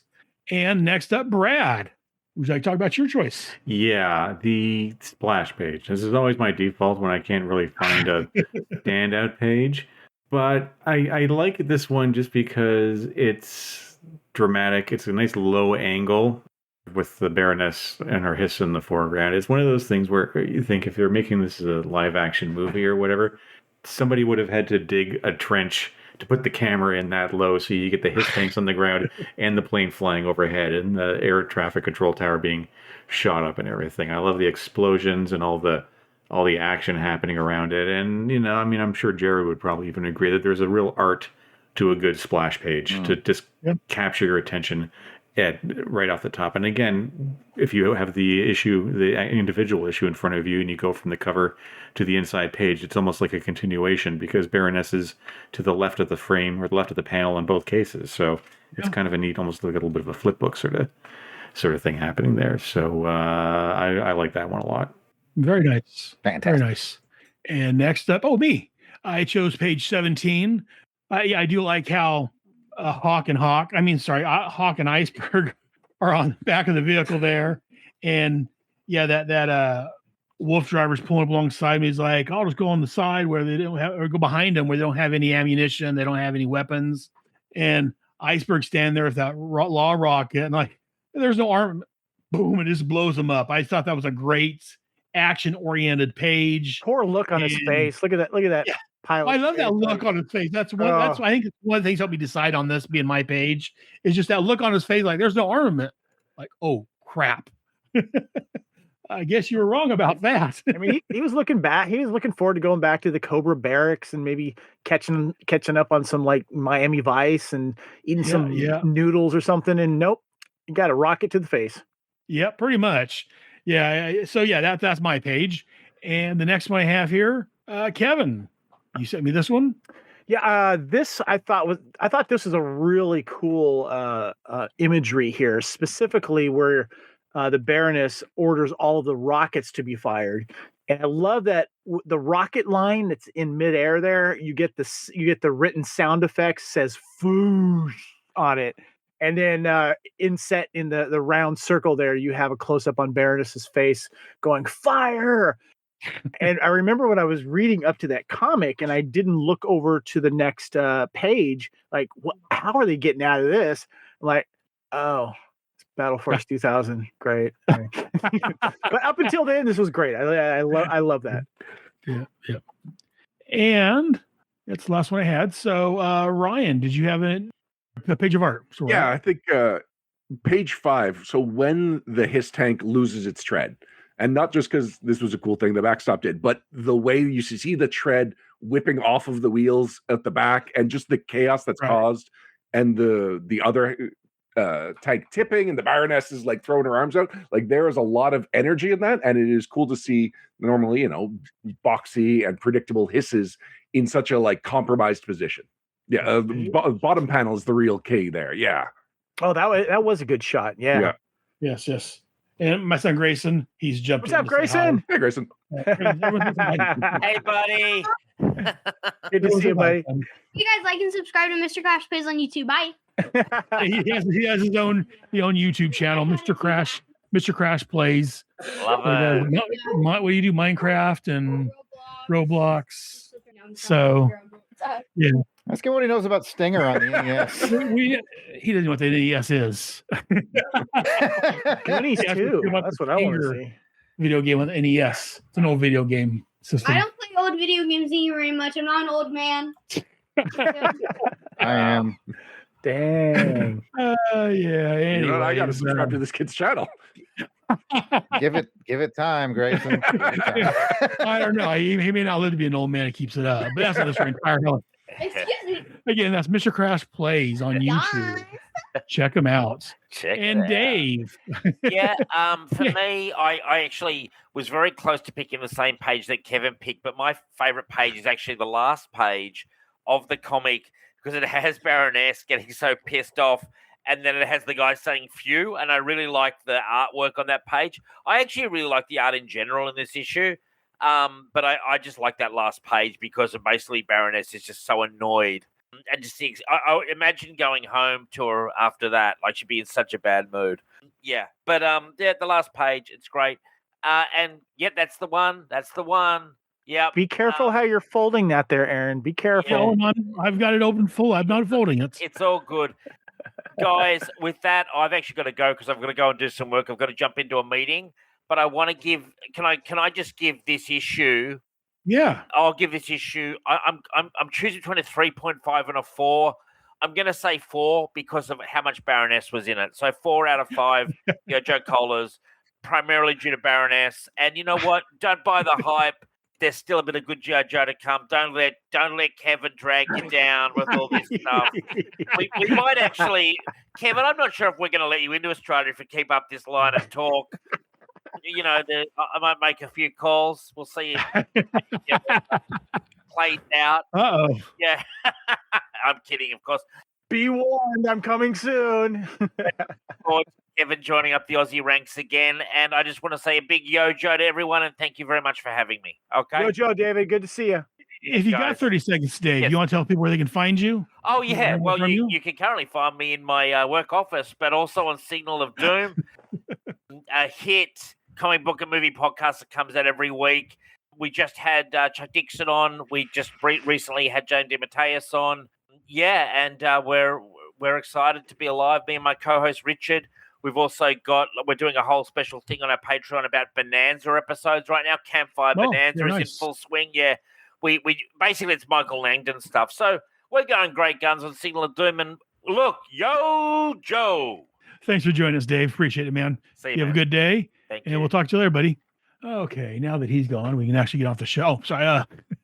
Wow. Oh, there you go. Wow, Dad. And so let's move on to the next segment, Postbox the Pit. First, we're going to look at Facebook. This is facebook.com/group/GI Joe. From over there, we have, he's joined us in the chat today, Dave Martell, Joe Flint, our very own Kevin Reitzel, Peppy, Pat Sampson, Paul Cush, David T. Allen. He's recently posted some great reviews, and he posted one recently of the review of the Armored Cobra Commander figure with some background information. Great show, David. And also mentioned to Bob McLeod. He jumped on briefly, basically just say, please do not use AI. Again, someone tagged, a guy posted comparing the AI to the original art for one of the issues he did, and someone tagged him in it, complaining about the AI, and he jumped on to say, please do not use AI. There's a lot of conversation on AI and art. Again, most of the conversation was against it. People seem not to like the AI, so. Me either, Father. Me either. Then over on Twitter or X, that's at GI Joe Headcast.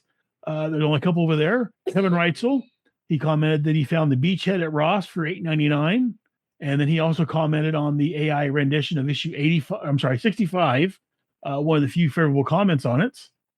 Speaking of comments, Jared Albrick, he stated that he did not listen to the show, and no one's surprised. He also had a comment on the AI covers. He says it's a professional, or at least semi-professional. I'll always support the real artist. I'd be lying if I said the AI cover was bad. It has a cool look. So the few favorable comments on AI, most people seem like they wanted to stream me up for mentioning AI and showing AI. So over on Instagram, that's at Headcast Network. There's only a couple there. There's Serpy Matt, Twin Cities Treks Pod, and Pop Culture Basement Podcast. Blue Sky, which I've recently joined, which is at headcast.bsky.social. I'm going to mention Eric Smith, our game master for our Energon Protocols game, and David Martell. And over on Patreon, again, patreon.com/Headcast Network. There's Bill Bear and Big Danny Cool, as I mentioned at the top of the show. Yeah, he's cool. And finally, over on YouTube, which is youtube.com/@g.i.joe_headcast. Regarding episode 66, Steve Martin said he caught this on his podcast subscription. He enjoyed it as always. Also over on the YouTube, there was Demon Knight and Robert Coonrod. You need to comment on my YouTube, so shut up. And that's it for Postbox the Pit. Again, got the Facebook, Patreon, and there's all where you can find me at, gijoe@headspeaks.com, Facebook.com/group/GI Joe. YouTube.com/@g.i.joe_headcast. Twitch.tv/brotherhead69. X.com/GI Joe Headcast. Instagram.com Headcast Network. And then, as I said, Patreon.com/Headcast Network. Now we'll move on to the Soldier of the Month. And I know a certain person on our group is always, begging and pleading. I almost gave it to Jared this month. Almost. But there it is. I had to get rid of you. In fact, last month I changed who I was going to give it to. Because again, as I mentioned last time, one of our YouTube subscribers I just found out passed away. One of our Patreon subscribers, Sean Adams, passed away. So I gave it to him last month. So this month I am giving the Soldier of the Month to Flint Dilly, our guest from last month. Thank you very much, Flint. I appreciate everything you do. To our Soldier of the Month, from all of us here at G.I. Joe, a Royal American Headcast, and the Headcast Studios, we salute you. That was a good interview with Flint. I learned some stuff from him. Yeah. And I'm going to try to get him back on next season. Because he's got a couple episodes coming up next season also. So, unless anyone has any other thoughts on the comic book or anything else we've talked about so far, we're going to take a quick commercial break, and we'll be right back with the cartoon. G.I. Joe will return after these messages. Worlds would live. Worlds would die. And DC Comics would never be the same again. Crisis on Infinite Earths. The crossover so epic it reached every corner of the DC multiverse. Join DC Dave and Doug Adamson as we discuss The Monitor Tapes, a Crisis on Infinite Earths podcast. Find us on your favorite podcatcher and join the discussion at themonitortapes.com. Thank you for listening. We hope you're enjoying this podcast. Here are the other great shows on the Fandom Podcast Network. Culture Clash, where we discuss the latest in entertainment and pop culture. Blood of Kings, our show covering the entire Highlander universe. Couch Potato Theater, we celebrate our favorite movies. And Time Warp, our Fandom Flashback show discussing a year in movies and our favorite retro movie, TV, and pop culture topics. Good Evening, discussing all things Alfred Hitchcock. Hair Metal Podcast, we cover the rock metal music of the 80s and early 90s. Type 40, a Doctor Who podcast, discussing the time-traveling Doctor Who universe. Lethal Mullet, an action film podcast covering the 80s, 90s, and beyond. Also, check out the Lethal Mullet Network for more great podcasts. What a Piece of Junk, our Star Wars podcast. Making Treks, a Star Trek podcast with a deep dive into the final frontier. The Fandom Show, our Fandom Podcast Network live YouTube show discussing the hottest topics in fandom. The True Believers MCU podcast discussing the Marvel Cinematic and Television Universe. Union Federation, our Star Trek and the Orville show. And we're proud to welcome the BQN Network to the Fandom Podcast Network. Please visit our friends on the BQN Network, a Star Trek Universe podcast that also includes your favorite topics, movies, history, superheroes, and more. You can find the Fandom Podcast Network on YouTube. The Fandom Podcast Network is also on all major podcast platforms. The Fandom Podcast Network audio master feed is on Podbean at fpnet.podbean.com. You can find the Fandom Podcast Network on Facebook, Twitter, and Instagram. You can email us at fandompodcastnetwork@gmail.com. Thank you so much for listening, and remember, respect others and enjoy your fandom.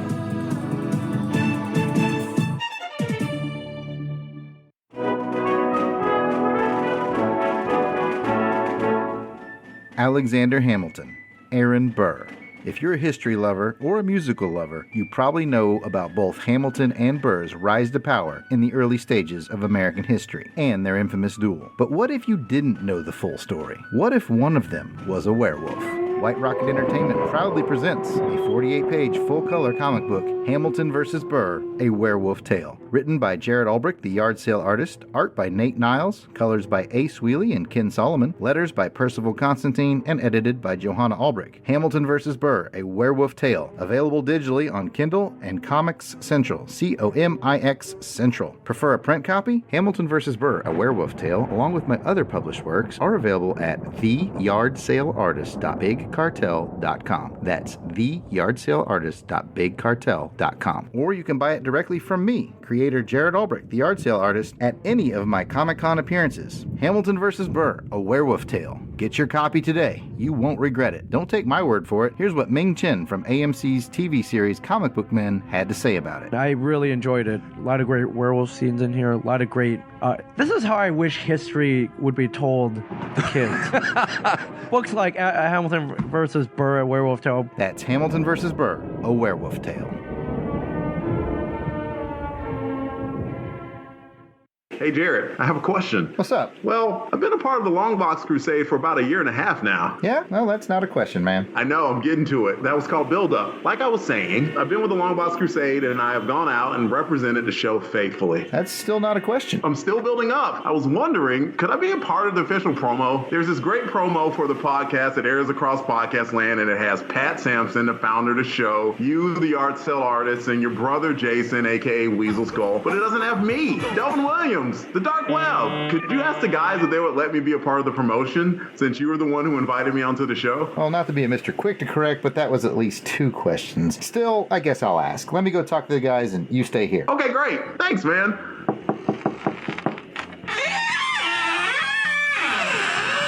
Hey, guys. Hey, what's up, Jared? What's up, Jared? I have a question. Delvin's been with us for like a year and a half. That's not a question. Yeah, I know. It's called Build Up. Hey, can we finally include him on the promo? It's the least we can do. He doesn't know that we're getting paid yet. And he never will. I mean, do we need him? After all, we already have the Longbox Crusade. And I provide awesome synopsis and insight on Crusader Chronicles. And I host Saturday Matinee Theater and also provide These Nuts jokes. Hey, I do that. Me too. So we're fine as it is. What does Delvin do? We should just let him go. Wait, he hosts Transformers Chronicles. You should know that, Pat. You're on that show. So what do you say? Can we keep him? Fine, let's do it. Let's do it live. We could have done this with him in the room. It would have made more sense. Why is he outside? I think we were doing a bit. Okay, let's do this. The Longbox Crusade Podcast Network is the place to be if you like deep dives in the comics of yesteryear with the Longbox Crusade, chronological reading journals with Crusader Chronicles, indexing forgotten TV shows, films, and serials with Saturday Matinee Theater, pitting 2 randomly selected action films against one another in Action Film Face-Off, cataloging the Marvel run of the Transformers comic with Transformers Chronicles, and whatever else the demented minds of Pat, Jared, Jason, and Delvin can come up with. If that sounds like it might be for you, be sure to subscribe to the Longbox Crusade on iTunes, Google Play, and pretty much all reputable podcast feeds. Or check us out directly at www.longboxcrusade.com, where we continue our quest to Now back to G.I. Joe. And welcome back. So let's go ahead, and now it's time to move on to the cartoon. Yo, Joe! He'll fight for freedom wherever there's trouble. G.I. Joe is there. G.I. Joe, American hero. G.I. Joe is there. It's G.I. Joe against Cobra, the enemy, fighting to save the day. He never gives up. He's always there, fighting for freedom over land and air. G.I. Joe! G.I. Joe's there! G.I. Joe is the code name for America's daring, highly trained Special Mission Force. Its purpose, to defend human freedom against Cobra, a ruthless terrorist organization determined to rule the world. He never gives up. He'll stay till the fight's won. G.I. Joe will dare. G.I. Joe!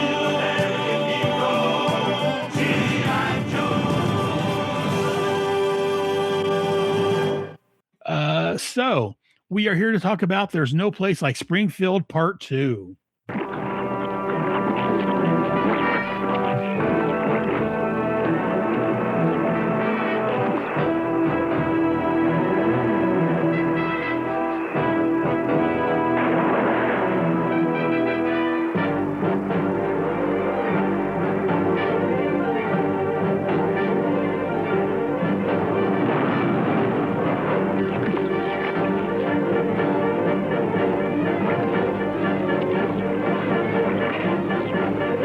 This was directed by John Gibbs and Terry Lennon, written by the late Steve Gerber, first aired December the 13th, 1985. In the synopsis, which I pulled from Wikipedia, when Shipwreck is plagued by nightmares of what happened in the past 6 years he's missed, but soon discovers this might be Cobra's plan to extract Maloney's formula from his mind. Knowing something is amiss, when he realizes he hasn't aged in the supposed time he was comatose, Shipwreck calls the Joes to Temple Alpha, actually a Cobra Island base posing as Springfield, and they plan to take down Cobra once and for all. And seeing how this was the season finale, maybe they do. Let's wait and see. So let's get some thoughts on this. Let me see real quick. Let's go ahead and we're going to reverse order this time before in case he has to bounce. Jared, do you have any notes by any chance? Yes, but I only have a few, so I think I've left some for other folks. Thank you for starting me, because in case I have to leave. All right, I'll just run through them real quick. I wasn't here last episode, and I for real this time didn't watch it, but they did a really good recap at the front. Yes. I had no questions. So here are my notes after my bullet that says good recap. That phone has 15 buttons. I did that too. What do you think about this one? Evil Polly is more likable than regular Polly. You're not wrong. I'm going to need Kevin on this one. Crimson Guard Cadet Deming. Hot. There you go. I thought she'd make a cool figure, though. If, Super 7's been mining the animated show. I think Cadet Deming might be fun. Shipwreck's history was kind of cool. The whole lie about his age and some of the cool stuff he's done. I like that. That's pretty good. Let's see. I have a note here about torture and interrogation, and I can't remember why I wrote it down. I'll expand on that later. I'll leave that one for Kevin. I've got notes on that also. This is a bullet I liked. Cheap beard dye. Cobra's Achilles heel. Yeah. Let's see. I've seen it play over my mind now. I just wrote down, fell off ramp, tripped the alarm, and ran into a wall. That's one person did all three of those things in short order. Yeah. Let's see. Dreadnoks ruin everything. Yes. I mean, I personally like them, but they ruin You're not wrong on both cases. Oh, okay.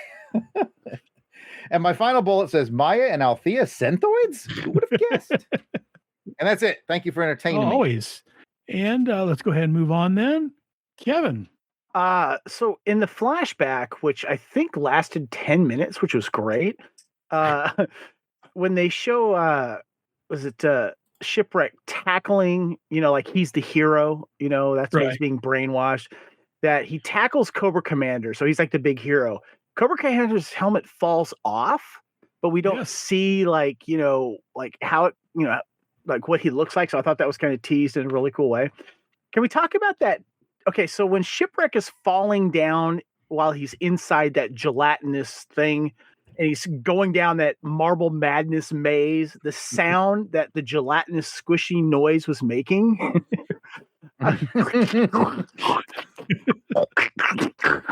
There you go.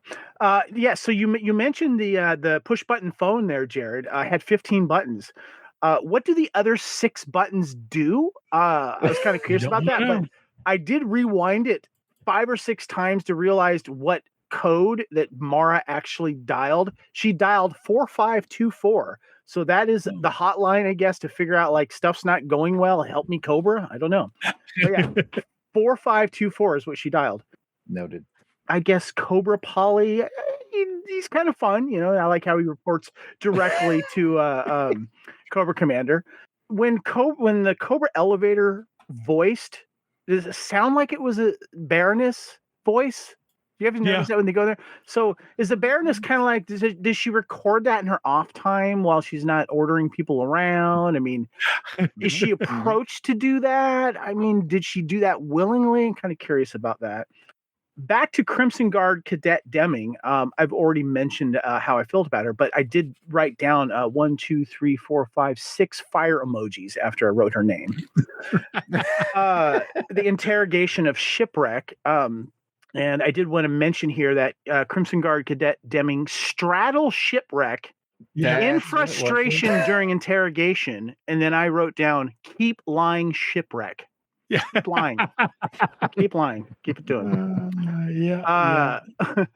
Cobra Doctor turned into gelatinous goo by the Crimson twins there. They shot him.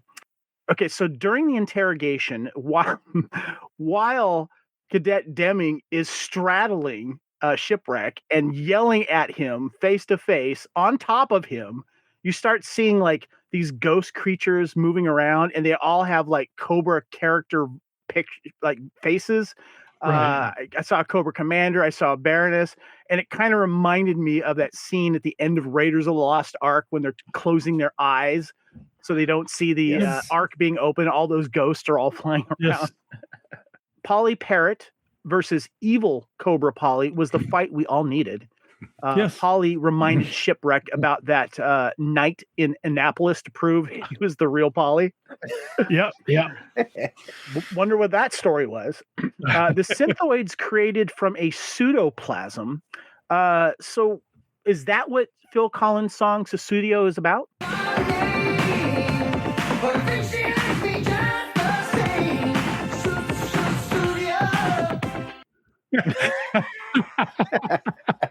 No one knows what that means. I'm just saying. Very nice. Very nice pull. Very nice. And can we also talk about the Dreadnought Pseudoplasm game board that they were playing? That's what you decide to do with the Pseudoplasm and the Synthoids is like, let's create a like Star Wars holodeck type game, but with Pseudoplasm little creatures just bumping into each other. I'm not opposed to that. Be like, why are there so many Cadet Demings right now? Good one. That's what I would do with it. For those of you that did not know, son of a bilge rat that you kept hearing Shipwreck refer to, a bilge rat historically refers to a literal rodent living in the filthiest, lowest part of the ship, the bilge, or a derogatory term for a low-ranking, scruffy sailor. It's often used as a pirate-themed insult for a despicable person. There you go. And Polly knew the code word frogs in the water for the secret ingredient. That was not alluded to, if I remember correctly, in the part 1 of the episode. But I thought that was funny. Of all other people or beings other than Lady J would know it, Polly, of course, would. And Mara and Althea are Cobra. We get that too. Althea, I had mentioned in the previous episode, was a name from 1947, apparently. They wanted it here. But Althea was rocking the rocket launcher. Thought that was very, very cool. Like, you go, Althea. And of course, Polly saves Shipwreck during by turning them into goo. And Polly says, "End of the line, Synthoid suckers." And on a serious note, I actually felt sad at the end there that I felt sad for Shipwreck that his family dream was just that. So there you go. Yes. There's my notes. Oh, very, very nice thoughts. And let's go ahead and Ryan. Yeah, this is like the greatest episode of any 80s series. This is like the high point of this series, and honestly, the high point of just this genre of like Sunbow style animation. It's emotional, it's like it messes you up. And I saw part 1 as a kid and then did not catch part 2. And so I got all the setup for the terrible things that were happening to Shipwreck, and then it was 20 years or so before I finally resolved all of that trauma. Wow. Some of the things that I've observed on this particular go around, I like that Synthoid Doc is still nice deep down inside. Yes. So that, like, I guess because they had to program them to be the convincing personalities. And so he has that nice little chat with Cadet Deming. It's like, oh, this is your first time. Like, they didn't need to put that in. They just did. And likewise, like, there's a great roadblock exchange between him and Mulaney, where, you know, he's got one of his great lines about how they're going to do, they're going to save the day, but Mulaney needs some sleep. And then Mulaney's like, are you going to do something about it? He's like, oh, we'll probably do lots of things. Like, yeah. That is a classic Sunbow line of like, what? Like, it's just a strange thing that didn't need to be included, but it adds so much personality to a character that has nothing to do with this episode. And then one final, just on another personal note about this episode. So I have this somewhere in my house on VHS, an original recording from the original time. So I have the scene that was cut where Shipwreck says, like, you know, Mara, Ophelia, why are you doing this? And then it cuts to Ophelia saying, like, you're an idiot, daddy. And then and that was cut from all second, like every version of it that's ever been released on DVD or whatever, cuts that out, and also cuts out her melting. So it jumps to Polly zapping the two of them, and you see Mara melt, and you see a pile of goo next to her. I was hoping to bust that out record it like just take a video of that scene. I have no idea where those VHSs are right now. So sorry, like it is not fully lost media. It exists somewhere in my house, and if I find it, I will send you a copy so that you can share with people. Oh, definitely. Thank you. I'd love to see that. And Brad, thoughts on the cartoon? I didn't watch it. I didn't figure you did. No, you know what? I didn't watch it because I did not watch it because I did not need to watch it because as we just, I think the ground that we're all kind of running into, Ryan, to sort of point out there, I don't think there's an episode of any 80s cartoon that goes as hard as this one. I don't think I could forget it if I tried to forget it. It put Shipwreck through absolute hell, and it doesn't give him the happy ending that you'd expect in a cartoon. Like, okay, just kind of brush it off. Like the trauma and everything that happens to the poor guy. I mean, Shipwreck is such a he's kind of a C-list character in the comic. He doesn't really do a lot, but he's a definite A-lister in the cartoon. He's got that Jack Nicholson in The Last Detail kind of world weariness. And this episode conclusion, this is like the Shining for Shipwreck.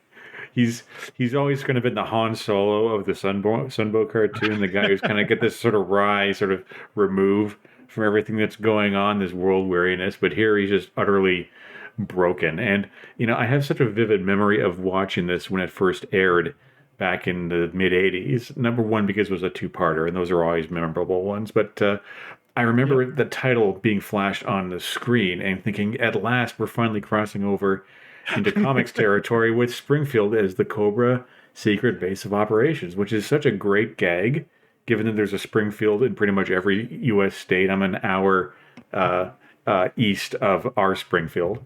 But, of course, this Springfield isn't the comic. It's the cartoon. So it becomes very sci-fi very fast with the blob people and very nightmarish. But, you know, it kind of begs the question to me, because various writers of the Sunbow cartoon have gone on the record say, oh, we never read the comic. You know, that we just did our own thing. We didn't pay attention to what was going on in the comic as well. And then you see this episode and you're like, really? Because this kind of puts a bit of a lie to that statement. Like, I could see a writer on the cartoon covertly slipping out to the newsstand or the comic book shop and kind of reading the comic on the slide just to see what the competition is doing. Well, I know when I talked to Buzz Dixon here quite a while back, I know he said they would, if not mistaken, he said they would get the comics in, but most of the time they wouldn't look at them. But on that, Steve Gerber, who was a big comic writer himself and worked for Marvel, he's the one that wrote this episode. So I'm wondering if maybe he did pull something from the comic because he was a Marvel writer and. Yeah, like I thought he either snuck it in just as a tribute, or, you know, maybe because they thought, you know, it might bring in some fans of the comic who weren't necessarily fans of the cartoon, just to watch the episode, maybe get hooked on the cartoon. But I mean, I think in 1985, if your version of G.I. Joe, your preferred version was like the silent interlude, Snake Eyes: The Origin G.I. Joe cartoon about people melting into puddles of goo, was a little too far out, but I, like most of us here, I think it's, you know, they can kind of exist different parts of the same world, different sides of the same coin. And there's the cartoon for the more crazy, outlandish stuff, and there's the more, generally more grounded part of the comic, even though the comic kind of goes a little out into outer space. Yeah, up until right around the period that we're in on the comic right now. It was pretty grounded. 1985 was still pretty grounded. We didn't get too far out there. But, you know, again, I like this issue or this episode for the reasons that Ryan does. It just goes hard and memorable, and I could still recall so much of it for a show that I first watched like 40 years ago. So, you know, that's all I have to say about it. Very nice. Good thoughts. I wanted to echo one thing that Brad just said, was that this is, you know, how he's like an A-lister in the cartoon series, and he didn't get a lot of run that was, you know, very, very memorable throughout the comic series. And this was the reason why I became a huge Shipwreck fan. He's one of my favorite characters, and he was the reason why I decided to do my first costume with him.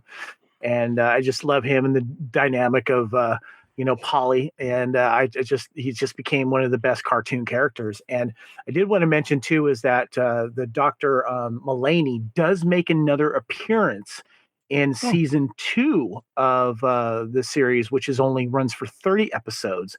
The first season ran for 55, and I think it's episode 26 called Joe's Night Out, where dial-toned leatherneck wetsuit and their dates night out on an open-air nightclub is out of this world, literally, as Serpenter sends the club into outer space as part of a plan to obtain a valuable engine that runs on nitrogen.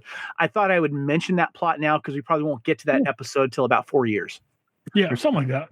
Yeah, pretty much. Yeah, a couple. Yeah, it could be a couple years down the road because if he's 27, if you're it's going to be 12, 24. Yeah, it's going to be at least 2 years or more down the road. So so we'll have to remember that. Again, my thoughts on this before I read my actual notes. I've said before, and you guys basically said it. The multi-part episodes were the best of the cartoon, in my opinion. This season had several 2-parters. If I'm not mistaken, next season didn't have any other than the Arise, Splinter, Arise. I don't think it had any multi-parters. So I was thinking about them, like, wait a minute. I don't even have any multi-parters next season. Wow. And the multi-parters were always the best. They were a little bit more, I don't want to say realistic, but they were a little more serious for the most part. I mean, there's this one, there's the Worlds Without End or whatever, where they get transported to alternate reality. The one where Dusty's branded a traitor. Thank you, the traitor. So they're a little bit more hard hitting, a little bit more detailed, I guess. And like you guys have said, this episode's a fantastic episode because it does very much hits hard with Shipwreck. And like Kevin said, the comics didn't do much of Shipwreck, but I love Shipwreck because of the cartoon. So moving on to my notes. Moving on to my notes. Again, you guys have said a lot of this. I'm hit on anyways. First up, this one's for you, Kevin. Cadet Denning, hot. You say it's hot. She's hot. Oh yeah, come on. I did like the recap, as I think Jared mentioned, the recap of Shipwreck's life. I like that. The synthwave doc is smarter than the twins. They tell you you don't press this too far, you're going to ruin Cadet Dennings. You're going to mess up the specimen. Don't put it back in a putty because we disagree with them. Okay. An art error at one point when Denning is straddling Shipwreck, and then the next scene, her legs on one side of him, and then she's back to straddling him again. That went back and forth. The artist had to kind of mess up there. I'm going to forgive that. Oh, me too. Because my next note, again, as you guys have mentioned, speaking of Denning and straddling, that's all I wrote. It's all I needed to write. You guys have handled the rest of that. Though I'm not done with Captain Denning. My next note on here, kind of along the lines that I think Kevin mentioned it or somebody. They talk about the Super 7. I'm waiting on my classified Cadet Denning figure at this point. Anyways, so she's come up a few times. You guys know she's the nurse from part 1, right? Cadet Denning is Nurse Denning from part 1. Yeah. Okay, yeah. She didn't just come out of nowhere as a Crimson Guard. This is a follow-up to that. Yeah. Just making sure. Yeah, no, yeah. This first place, these 2-parters. Just to clarify, she's hotter in this episode than the last episode. Than in a nurse uniform, really? Yeah. Okay. I mean, she's in that Cobra outfit. Yeah. And did you see the part where she's straddling him? I'm just saying. It hasn't come up. Yeah. No, yeah. Yeah. I guess maybe she should mention that she was straddling Shipwreck. It would have been weird if she was straddling him as a nurse. This is true. I'm kind of turned on now. Anyways, that's entirely. I did like everyone was. It seemed like everyone was telling Co-Commander what he should be doing next. Well, this isn't working. You just try this. This isn't working. Damn it. Another art error. Again, because this is a great episode, so I got to point out some of the errors I found in this. Cobra Commander sitting behind his desk with just his mask on. As he goes to get up, it switches to the helmet for a couple of scenes, and then it's back to his mask. I just had to point that out because, as I've said before, and I'll say it again, I love the hooded Cobra Commander. He's my favorite version, with this being my second favorite. The thing you mentioned about how he's frustrated that everyone's coming up with their, that's a classic one. Anyways. But he's like, oh, great. We're going to be here for 5 years while the dictionary's read Shipwreck. Yeah, and he was right because it was a 3-word password. So reading the whole dictionary wouldn't do anything. Yep. And as you guys had mentioned, the dye washed out really easily. And is Shipwreck's hair brown or black? It always looks brown to me. Yeah, it's inconsistent throughout the series. Yeah. Well, when he washed out the dye, my hair, it's still black. Is that black? I thought it was more brown. It's brown in the classified figure. Yeah. Yeah. So when we said it was black, I was like, what the heck? That kind of threw out to me a little bit. My next note here is Polly to the rescue. And yeah, as Kevin mentioned, I love when Polly convinced Shipwreck that he was the real Polly. I mentioned, remember that's one time? Okay, we don't need to go any further than that. Cobra Island and Springfield all in one episode. Fantastic. You got to love that. Something that no one's mentioned yet. When Shipwreck was running from the Cobras and he runs that one lab and he bumped into that one scientist and he knocked chemicals on it and made his hair fall out. Very much reminds me of the Silver Age Lex Luthor. Oh, yeah. That's same kind of thing where, chemicals made his hair fall out. And yeah, as I think it was Ryan just mentioned, the code word was actually a code phrase. Yeah, the Twins dictionary method would never have worked at this point because, it was trying words and it would never get those two words together right after one another like that. So, as someone mentioned earlier, Roadblock, again, another mistake. When the professor was talking, if you watched, Roadblock was mouthing along the same thing the professor was saying. No. And then, his line there was, do something. We might do a couple of things or do a couple of somethings. I love that. Like I was Ryan was saying, it's classic Shipwreck, very much, or Shipwreck, classic Roadblock. Very, didn't need to be there, but it kind of gives you a little bit more characterization of the character. So, and my final note on this, more of a question. So Polly showed up. He had that ray to destabilize the synthoids, and then he took off with Shipwreck. He's flying. We don't see the ray anymore until the very end when he shows up and blasts Mara and Althena. Where was Polly keeping that ray? It also looked like an early Canon power shot camera. That's what it looked like. Yeah. Yeah. That was my question. Where was Polly storing that? He doesn't have pockets. Anyways, those are my thoughts on the cartoon. So there's one thing I want to address what Kevin said. You said that you were surprised Polly also knew the password, but actually in the previously on, they add a shot that was not in the first episode of Polly just kind of listening in while Mulaney is whispering the password to Lady J. So they do address it. And if you just watch it as like 2 back-to-back episodes and skip the previously on, you missed that detail was added. See, I was going to go back and watch that first part and see if Polly was floating around there when he gave her the password, but I didn't get around to it. So I rewatched this last episode, obviously, for this podcast, and I really enjoy the G.I. Joe intro, and I love how, I would love for some G.I. Joe convention, a band to get together and like do all these G.I. Joe theme songs and sing them. It'd be really, really cool and fun for the crowd. And then I was watching it on Tubi, and then it would get to the credits and then end and then play the next episode, and then immediately went into season 2, new intro. Yeah. New video and everything. I thought, like, where's Sergeant Slaughter doing in there? I'm like, oh, it's during that era now. Yeah. So remembering that. Yeah. I like the season 2 intro, but there's a point because like both of them you kind of follow along with the battle, but there's a point in season 2 where it just kind of jumps where they're in the Terradrome, they throw some punches, and then the Terradrome's exploding and they're running away. Whereas in season 1, you see them planting the bomb, you see all of the cause and effect. So I think, and then Destro's passed around to like 5 different Joes, and then thrown at the Dreadnoks. Yes, I love that. But we were talking about that here. Let's specify he's thrown at the Dreadnought, not what Kevin said. Just passed around and left it at that. What? I don't remember that. He's passed around like never mind. Anyways. So yeah, no, like I've said earlier, and I've said it before. I'll say it. Well, I won't say it again. Well, you guys for the multi-parts, but yeah, I love these 2-parters, and yeah, I'm a little sad that I think this is the last one we're going to get. We get the 5-parter for the season openers, but yeah. This is the last time Shipwreck is cool. Season 2, he's really a slacker, and he's kind of like he's sometimes in the trio with Leatherneck and Wetsuit as like the rivals there, but he's always the least mature of the ones. Like he never has a cool moment like this. Whereas in season 1. Sometimes he's a screw up, but sometimes he's the hero. And especially when we got the backstory here and you're like, you see that this guy really is dedicated, even though he comes off as lazy. Yeah. So even though he shows up a lot in season 2, the season 2 doesn't do him any favors. You're right. You're not wrong. Are you going to be covering each episode separately of the Serpentor 5-part series? You're going to do it all at one and like rip the Band-Aid off? No, I will probably do it like it would air, like each episode. Gotcha. I'll break it up over the 5 episodes. So, yeah. Unless someone's other thoughts on that. And now it's time for the PSA for this month. Hey,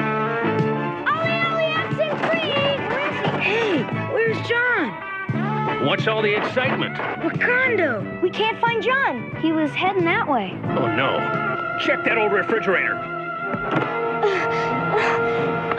Thanks, Wakanda. Remember, never get in anything that could close up and trap you. Like an old trunk or an abandoned refrigerator. Now we know. And knowing is half the battle. G.I. Joe.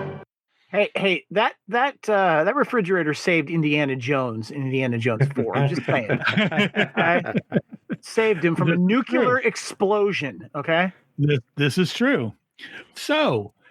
Oh, I got something to add to that. Yeah, if you weren't an '80s kid, you don't know. You don't know the primordial fear, the primal fear that old abandoned refrigerators had, and they've become kind of like a part of the pop culture. If you ever read Stephen King's novel of It, there's a memorable sequence involving a child in a refrigerator. There's some very disturbing things, especially if it was near quicksand. That I was about to say the exact same thing. And like an active volcano somewhere in the background with lava moving through. But I just watched on YouTube. It was I can't remember the channel.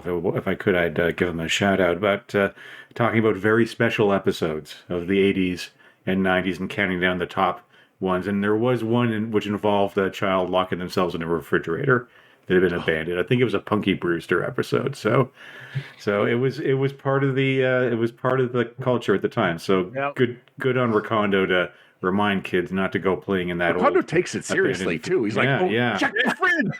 Is that the first place? But the thing is now, it's like anytime you hear it say, "Oh, a child's gone missing" or someone's gone missing, the first thing that pops in my mind is, have they checked the fridges? Have they checked the abandoned refrigerators just sitting there? And it's like, if you're putting your fridge up by the curb, you've got to take the door off. But modern fridges are so flimsy now. It's like tissue paper. The kid could just kick the door off and go. They weren't these big heavy duty ones from the 50s. True story. I usually throw the PSA on when I'm editing it, but I throw on while we're doing the show and gives a little something to talk about, and again give the viewers that's watching on YouTube, wherever, or Twitch, something to watch also. So yeah, I love the PSAs. Yeah, they're very much a part of G.I. Joe. So very nice. Well, does anyone have any other thoughts? Ryan, any other thoughts on anything we've talked about today? Thoughts on anything we've talked about today? Just a good combination of comic and episode. In fact, you've had me on for some very good comics and very good episodes. So thank you, Aaron. Oh, anytime. Any episode you want to be on, let me know, and you're more than welcome to be on, man. All right. Brad, any other thoughts? I don't know. I think we've talked about everything and anything under the sun in this episode. We've been going through this for a while now. It's completely dark where I am right now. So we had 2 casualties. Yeah, we've lost people on the way on both different sides of the world. Happens, it's we're like the last one standing here. This was a good episode, and it was a decent issue. Far from an all-timer, but that's kind of where G.I. Joe the comic is in this era. But we've got some good ones coming up. The Cobra Civil War, I remember being quite fun. Then there's some intermittently interesting stories that come up, arcs down the road. But I think we can admit that not anywhere near as consistent as the first 50 or so issues of the comic. Although it's still fun to reread and revisit, though. So I'll give it that. Definitely. And Kevin, final thoughts? It was always enjoy doing this, and thank you guys. And Ryan, it was good to have you on too and podcast with you. Appreciate you, man. And Brad, thank you for sharing my brain. I do appreciate that. Of course. And the next time I'll be doing this, I might be in Australia, so I'll be at the same if they'll have you zone as David is. So yeah. If David doesn't get you kicked out first. I know, right? So while you're talking, Kevin, if people want to hear more from you, please, you can follow me on the socials at Spartan_Phoenix, including Blue Sky, X, Instagram, Letterbox, Discord, Spartan_Phoenix. But please follow us on the Fandom Podcast Network on YouTube. Subscribe, share it out. We appreciate you. Follow us on Facebook as well. And Fandom Podcast Network is also on those socials as well. And on the Fandom Podcast Network, we got a bunch of great shows under that umbrella. We cover Star Wars, we cover Star Trek, I'm a big movie guy. We have Couch Potato Theater. We celebrate all of our favorite movies as well. One of my favorite podcasts that I'm passionate about is called Time Warp. We choose a year, entire year, and we do a monthly podcast and talk about all of the movies each of those months and all of the pop culture surrounding those movies, including the TV series and music that came out during that month. And this year we're celebrating 1996. A lot of big movies came out in 1996, Twister being one of the biggest ones there, including also Independence Day. So make sure you check it out, Time Warp, and also Fandom Podcast Network. Very nice. And Brad, I heard something about a podcast from you. Yeah. Well, first I wanted to add, Kevin, 1996, that was what, like 10 years ago? 30 years ago, celebrating his 30th anniversary, man. 1996. Wow. Yeah. No, I refuse to believe that. I'm one of those people who. The USB cable came out 30 years ago. USB. Wow. Yeah. Look in front of you. How many things are USB right now? 30 years ago, it came out. All of them. Just everything. All of them. And the DVD came out as well. You want to know what the first major DVD release was? What's that? Was it Twister? Twister. Yep. You're right. Twister. Ryan. Yeah. Which also came out years ago too. Wow. This is I'm one of those people who likes to think that the 90s were just 10 years ago, but unfortunately, Jeez, right? I feel about the 80s. Yeah. Well, if you like 80s movies, 90s movies, and beyond, my podcast, the Celluloid Heroes podcast, unspools monthly on the Long Box Crusade Podcast Network. You can follow the show on Instagram at the Celluloid Heroes Pod over here, and on the Long Box Crusade's various social media feeds, which is quite great because my social media feed is terrible because I never use it. But check it out. We just put out our episode about Ghostbusters, and so far people seem to be digging that. But one of my favorite movies is coming next month, and that's going to be The Last Starfighter. So Very hope you nice. tune in. Yes. And Ryan, what you got going on over there? I also have podcasts. You can go to nodirectionpodcast.com. It's mostly dedicated to Pathfinder and Starfinder and Paizo's products, but because I'm involved, we also have an Essence 20 podcast. Essence 20 is a system that runs the G.I. Joe and Transformers, Power Rangers, My Little Pony, and Welcome to Night Vale RPGs. And so every couple of weeks, me and Charles Cushman from Energon Protocols, we just talk Essence 20 and the Upshift, and every 2 weeks I use Essence 20 to build some character from popular culture, usually just trying to break the system with making something that it was not designed for. Probably my favorite build was when I managed to make not just Hiccup but also Toothless from How to Train Your Dragon, just full on using rules that did not intend for a dragon companion to be possible. So That's yeah, you can check that out. I love that. Thank you. You can check that out, nodirectionpodcast.com. You can find me. I'm KD, as in No Direction, _Ryan _Costello on Instagram. And I am Costello at bluesky.social. I managed to get in early enough that I got my last name as my handle on that platform. Very nice. And yeah, I've already mentioned mine earlier, but again, we're here normally the fourth Sunday of every month. As I talked to guys earlier in the show, next month it will either be the 22nd of March or the 29th, depending on Kevin's schedule and where he's going to be at when he can join us. Next month, we're going to be looking at issue 69.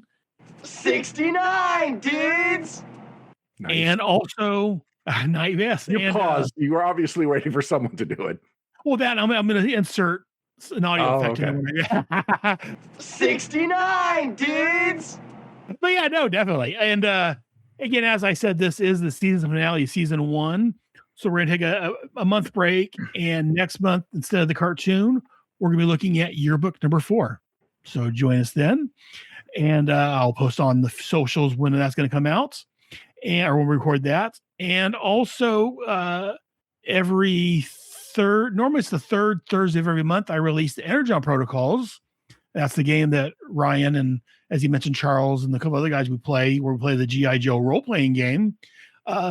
This month I delayed it and I released the Bravo team on the third Thursday. This coming Thursday, the fourth Thursday of the month this time, I look at the date, the 26th, I'm going to release episode 10 of the Energon Protocols.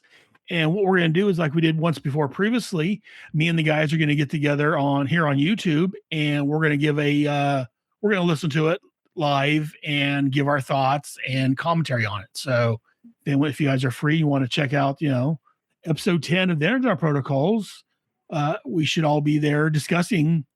This was our re-entry after the whole Cybertron, and we get to hear classified give away a part of the world somewhere. So we'll find out more about that Thursday. We'll get more about that Thursday. We'll hear more about what part of the world. Tune in to find out. You got to tune in to find out, and his repercussions. Anyways, but yeah. So, but yeah, and then I've got my Head Speaks podcast.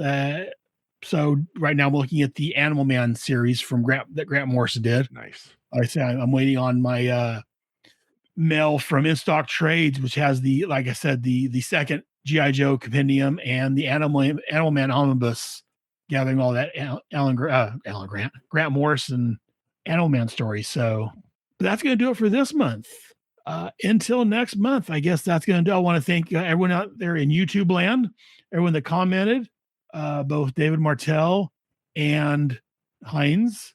Thank you guys very much and this Kevin Reitzel guy for commenting, even though he wasn't a fan of Battle Force 2000, apparently. I want to thank you guys very much for joining me there.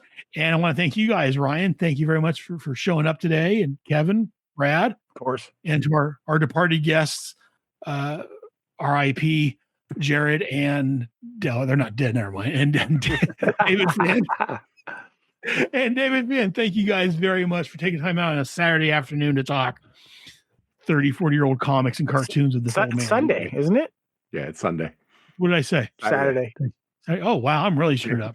It's Sunday afternoon. Tomorrow, Aaron. I hope it's Sunday. No, I don't. I'm off tomorrow, but that's for different reasons entirely. But my son has a doctor's appointment I got to take him to. But that's going to do it for today. Until next time, remember, knowing is half the battle. Yo, Joe. G.I. Joe, a Real American Headcast, is available monthly on iTunes, Stitcher, and at headspeaks.com. All characters and stories are owned and trademarked by their respective owners. We claim no ownership other than our opinions. All audio and images are used for entertainment purposes and falls under fair use. We make no money from this headcast. For more of the monthly G.I. Joe, check out the IDW series. For the stories we're covering, look for the comics and trade paperbacks. Let us know what you think. Send us an email letting us know your thoughts. Joe's dismissed. Yo, Joe.